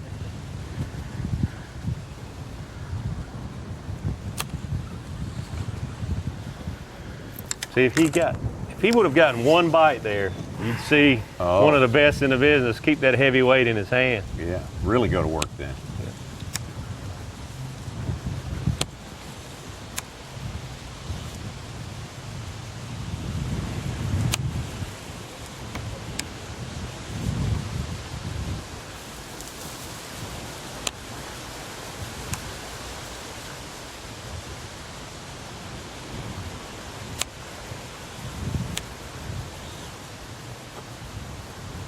Now, obviously, there could be more bags bigger than we think because Bass Track's unofficial, but right now, there are 4 bags over 15 pounds, similar to a number that we saw yesterday, but these last hour or so is going to be important.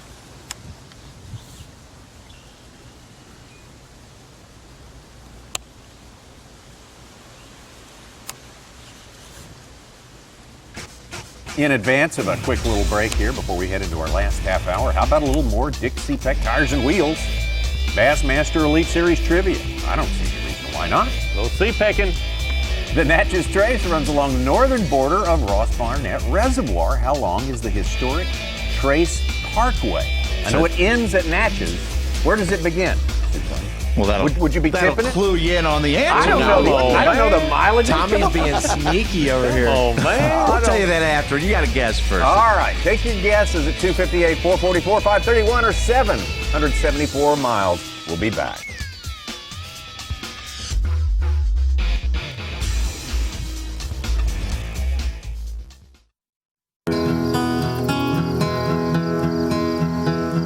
Man, it's slow today. Yep. Mom, I caught a fish. Good job, sweetie. Hey, what kind of lure is that? It's a Livingston. They have electronic bait fish sounds that activate as soon as they hit the water. Easiest way to catch a fish. Hey, thanks.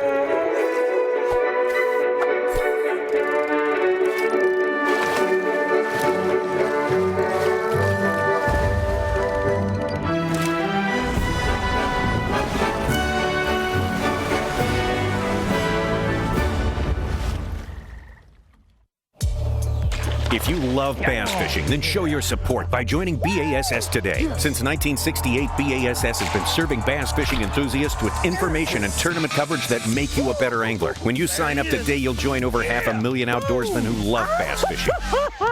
With your membership, you'll receive every issue of Bassmaster magazine, plus $50 in free gear, including a membership tackle bag, BASS cap, plus more.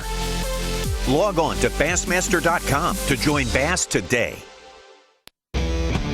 Whether you're trying to figure out how to replace your rotors, change your oil, or install a new air filter, we know you've got a lot to think about. That's why we made our Speed Perks rewards so easy. Spend $100, get $20 off your next purchase. No cards, no points, no nonsense, no thinking. Save that for the important stuff, like figuring out your anniversary. Advance Auto Parts. Let's get you back on the road.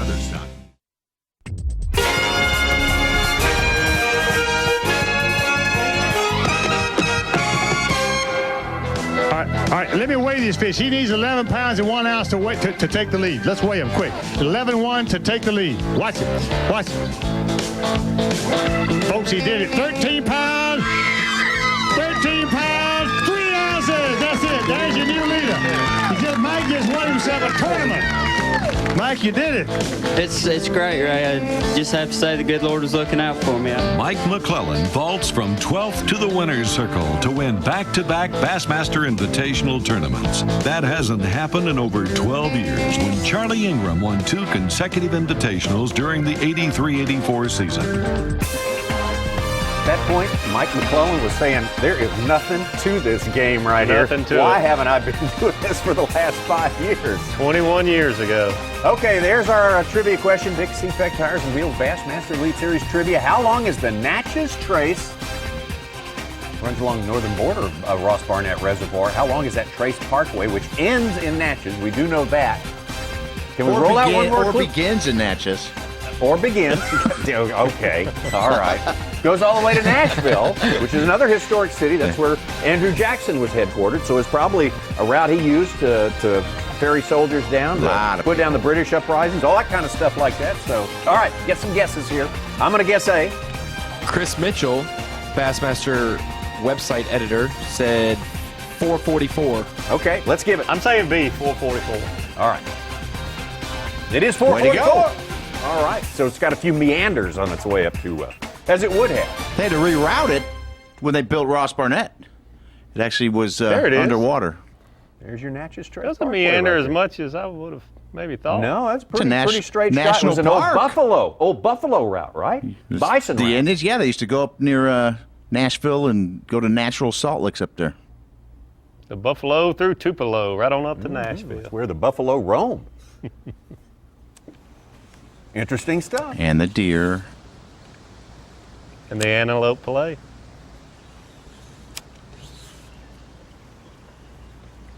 Mike McClellan back to back. And he looks no older now than he did in those pictures. That's the weird thing about it. Geez, 21 years. Yeah, time flies. It sure does.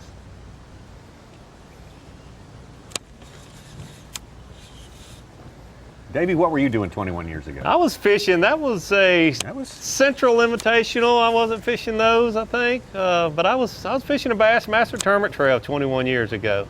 Never thought I'd be sitting here 21 years later, though, I will say that. Neither did you guys. Well, we're delighted. I hope you are too. I am. Honored.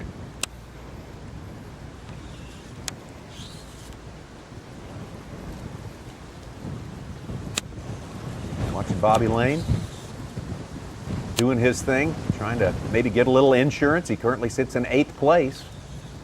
Don't know how safe that is for a top 12 at the end of the day, but you could always use a little more insurance. I said this probably 5 times yesterday. I'm going to say it again. Any flip, I just keep thinking, because he's making such good presentations. Any flip could be a 5 or 6 pounder, certainly change his day.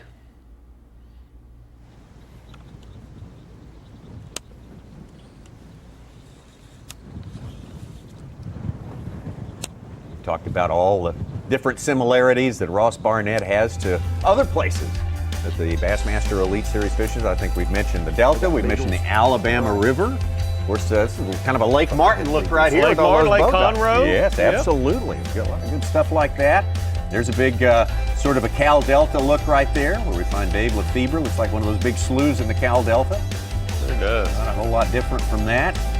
Bobby Lane with the little bit of the Florida look going Looks there. like Harris Chain to me. Man, all the way. You got a lot of different environments here, and like you say, it frees up these guys, Davey, to kind of do what they do best, and that's when you're at your best. It really is, and certainly Dave Lefebvre loves the shallow water pads. Last year, this same week, we saw him come real close to winning an Elite Series tournament.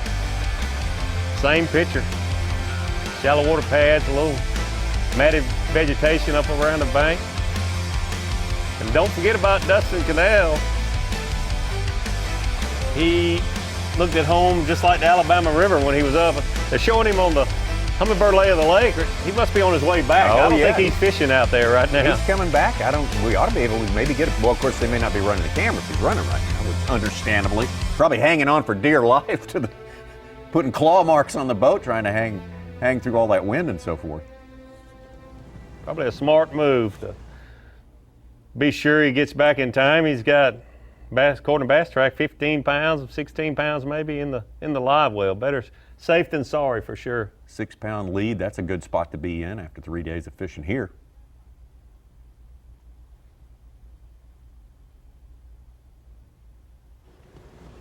Guys, it pays off to do well on day one like we talked about. Of the 12 guys unofficially in the top 12 right now, 6 of them started the event in the top 12. 5 low wieners. I only got 2, boss. How Walker doing?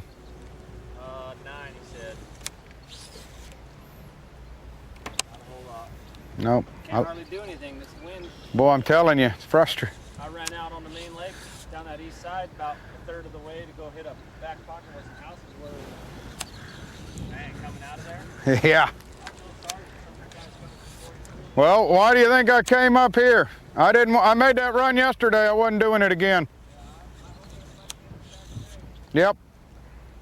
Daryl Okamika, I would pretty much venture that there's nothing on this lake that looks much like Coeur d'Alene up there. Hard to feel at home for him. Yeah, it'd be a little bit harder for him. Daryl Okamika moved up from 8th before this event started, 8th in Rookie of the Year. He moved up to 5th and was sitting in 20th after yesterday. So he might lose some points if he drops from there, but this is his second check of his young Elite Series career out of four events. That's got to be a confidence booster halfway through the season to have 20 grand of winnings under your belt. You bet. Plus the Classic, free paycheck. Yeah. Nothing's free. Nothing's free. Well, you get one if you're there, but you earned it to yes, get there. maybe not free, but guaranteed, whether you're last or first. That's a good way to describe it, yeah.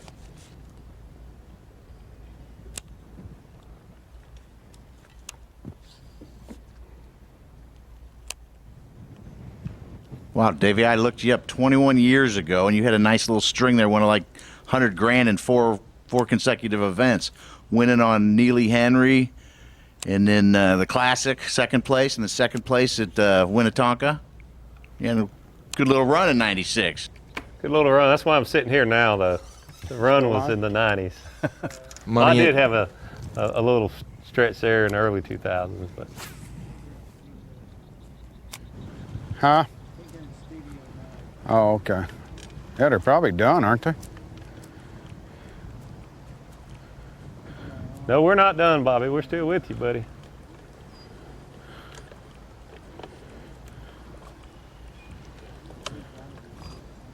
Huh? He's in there. Daryl just fished it, but that don't mean. This is where I had that one bust the fire out of it, and he missed it. Get our Triton on the line fired up one last time during our Bassmaster live show today. We're getting close to the end of our 6 hours, but Dave Mercer, right where we caught him yesterday, and a very similar scene, if not more, washing machine look there, Dave. It's going to be another sort of wild and woolly one getting these boats pulled out of the water, right? Well, the good news is tournament department thought ahead. We actually moved the launch. Takeoff was in the same venue, but they launched at the opposite side of the lake just so they wouldn't have to deal with getting the boats out of the water. But as you can see clearly, guys, I mean, this wind continues to build. Wind right now, they're saying 27 miles an hour, supposed to get up to 35 miles an hour and continue to build as we get closer to weigh-in here. But an absolute punishing ride these anglers are going to go through heading back in here today. And the forecast, as you guys have alluded to, it's not supposed to let off an awful lot. I mean, it is, uncomfortably hot out here right now. Weather forecast right now, they're saying it's about 92 degrees.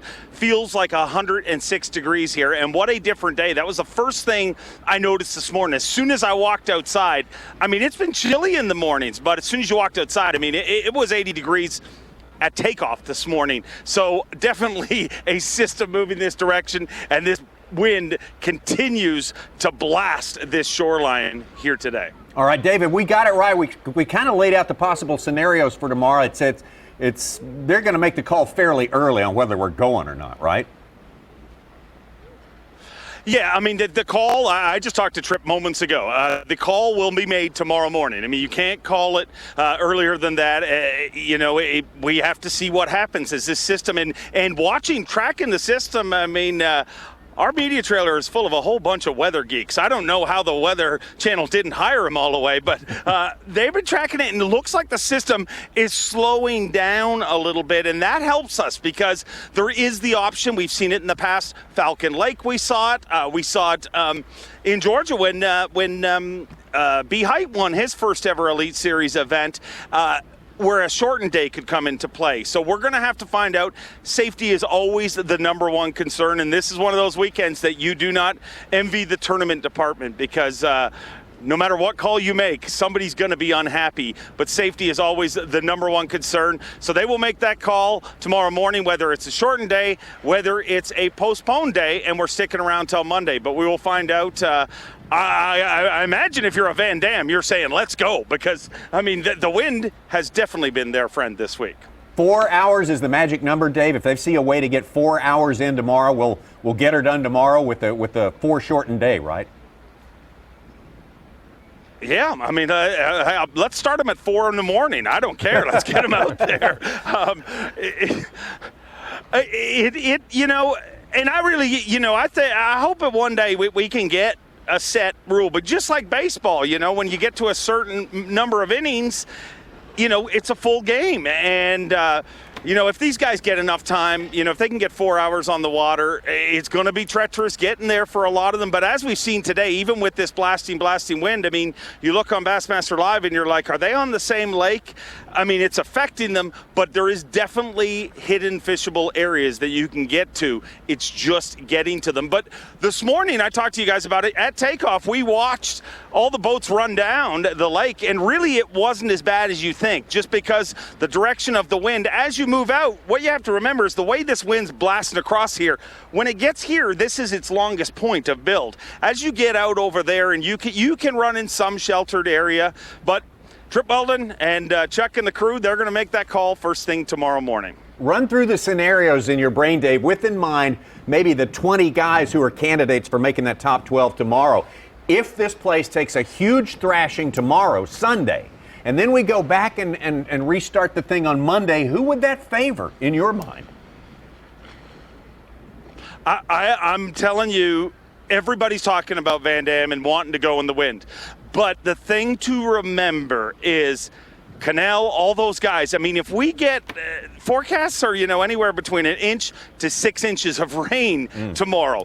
If we get that kind of rain, you got to believe that a lot of that area that Dustin's fishing and a lot of the guys up in that river is going to get nuked. I don't think anyone wins with this scenario. In my opinion, the winner is if we can slow this storm down and we can get them out a shortened day, everybody wins, just simply because they're going to be allowed to fish. This tournament is going to get affected. I think everybody is equally affected in the wind, and Dustin Cannell, who definitely has the lead, probably has the most to lose. So hopefully they get out there tomorrow in a shortened day, or in a best case scenario, they get the full day. A lot of stories of guys breaking stuff out there in that water yesterday and today even, Dave. Have you heard some good ones? Oh, years ago, and you probably heard about it on the stage, years ago, somebody had the bright idea of putting a bunch of rebar in this lake. The fiberglass shops in this area are about to have an economy spike like you would not believe. Busiest guys this week have been the service crews because Swindle told me about running up on some rebar. Brandon Carr told me about running up on rebar. There is not a boat leaving this event that is not going to have a little keepsake to remember their incredible time here on this fickle fishery. Well, where are they putting the rebar? I'm just about going to get taken out. What did you call the thing where you get your feet? Sorry, I had a soaker. A soaker. That is an actual term. It's a soaker. And when you get a soaker, just so you know how you deal with that, if you've never had a soaker, or at least how my mother dealt with it, was she put garbage bags in my boots the next day so I wouldn't get another soaker. That's how we dealt with it in my house. But I did not have any garbage bags here to put in my shoes. But the rebarb is in basically in all the, there's a lot of pilings and the boat roots, and basically in the wood. There's rebarb in that wood. So you roll up in wood like you do quite often in Texas events and stuff like that. Boats would go up inside and you hit that rebar and it's nasty. All right, Dave, thank you so much. I know you got to get the crowds marshaled together, and we got a weigh-in coming up very, very soon here. Now you're without a hat. Now everything's falling apart. But Dave Mercer, thank you so much for joining us out there. So much. Dave's going to be getting that weigh-in cranked up. Look out, Brandon. Okay. Brandon says everything's all right. Don't panic. I'm not going to fall in again today. Another candidate for an even more recessed pedal, I think, might be Brandon.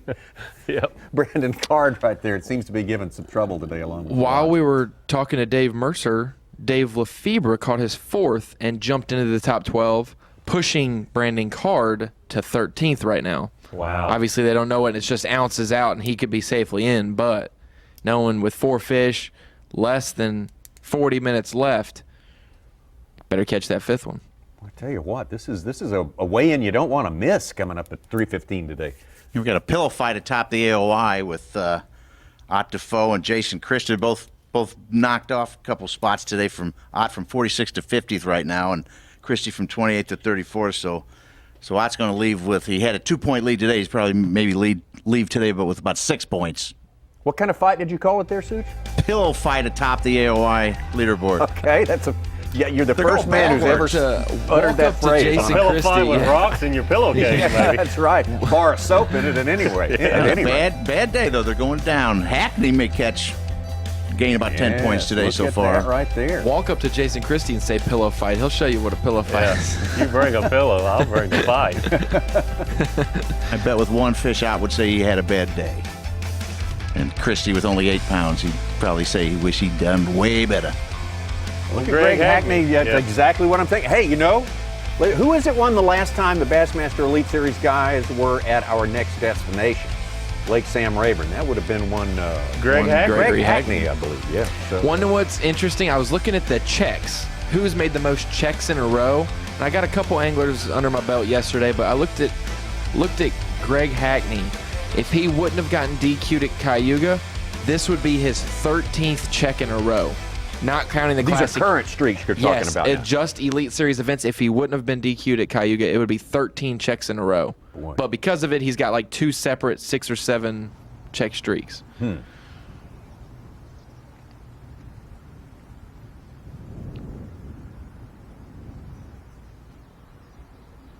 It cost him more than just that check. Ooh. Probably another AOY title. Right, you are. All part of the game, though. All part of the game. Yep. Well, and we looked at Swindle missing a check at Okeechobee. First missed check since August of 2015. Then he bounced back at Toledo Bend and got a check, but here, 83rd. So Swindle didn't get another check here this week.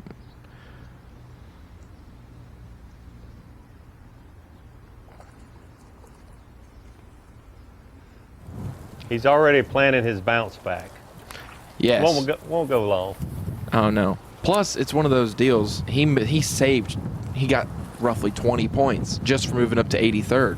He was right there like near 99th, 100th, so it might not seem like a lot, but 20 points keeping your head in the game even when it's not going well.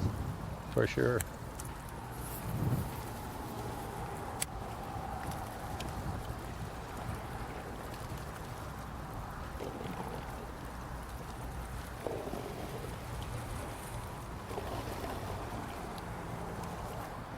Oh, that one knocked fire from it.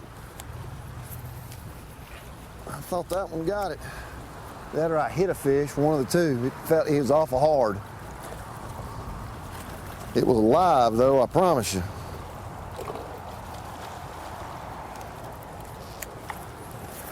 Right in here is where I caught that 5-pounder.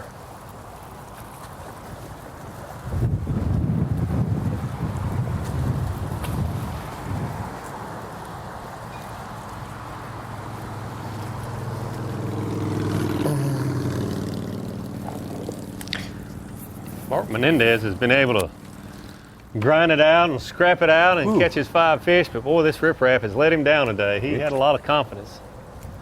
I don't think he's caught. He did catch a 1 keeper this morning. First thing this morning when he still had his weather suit on, his rain suit.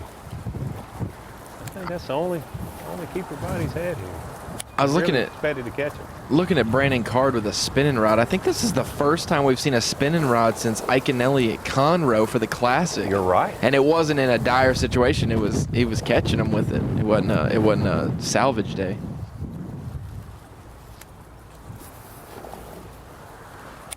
The wind blowing 25 to 30 miles an hour is not conducive for the spinning tackle of the light finesse rig.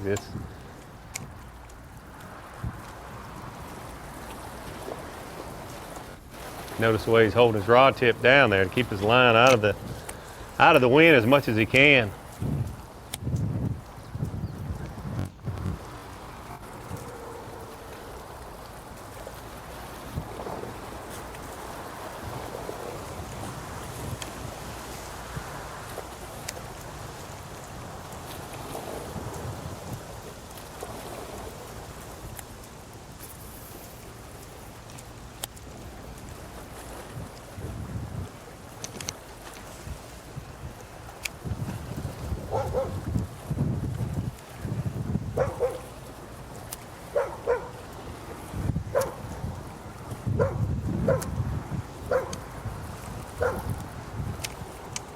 Interesting, Dave said they got to launch from the other side of the lake. Smart move right there, over on the east side, across the way from the launch and way in sight. If you're backing your boat in and got 2 3 footers coming over, you can sink a boat literally as it's coming off the trailer. So yeah. Smart move for Trip Weldon and Chuck, those guys, to be able to move them around on the other side of the lake. So I'm assuming they have a little sheltered place for everybody to park while the weigh-in's going on here. Sure hope so. Yeah, sure hope so. Let's have our Power Pole replay of the day. Has it changed since the last time we took a peek? Yes, it has. We'll go to Keith Pochet right here. It's the left, look back. Yep. Guaranteed top water bite. Keith Pochet, Brandon Card, Mark Davis. They know the deal. Look the left. Elite Pros. Yeah, it worked. Oh my gosh, that was a big one. Bobby Lane, look left. Here we go. We look like Carson Palmer looking down the line there. that's the, yeah. Okay. Well, we couldn't let him get away without that. All right. I think we've done our day. It had to be in the Power Pole. Absolutely. Replay of the day. I guess it had to be the replay of the day. Almost twisted his ankle. If I was out there all day trying to fish in that, I would have gone in 5 times already. Yeah, I bet he's not the only one that's gone in. No, there's stumps. I'd say an even dozen through the course of these days here. He was the unfortunate one that had a live camera in the boat with him when it happened. Not real happy. No, and who would be? I think he's a little wounded pride, of course. That's a 5er. We're going tomorrow. All right. Tomorrow morning, we are going to be with you, regular time, 7 Central, 8 a.m. Eastern time. Keep them coming. If we are going, we're with you for 6 hours. 6 hours of Bassmaster Live. If we're postponing until Monday, hey, we'll give you a little rundown of what's happening, give you all the pertinent info, get the plan together for Monday, and then we'll adjourn. Let you enjoy your Sunday, and we'll see you on Monday morning. But definitely be with us tomorrow morning, regular time, for Bassmaster Live. The weigh-in coming up at 3:15 Central Time. Okay, all right. That's enough. That's enough falling in the water for one. There you go. Get a nice fish catch in there. Weigh-in coming up 4:15 Eastern Time. Get down to 12 anglers today, and believe me, folks, this will be one you don't want to miss because we have got a lot of guys gathered around the cutoff point. We'll see you tomorrow.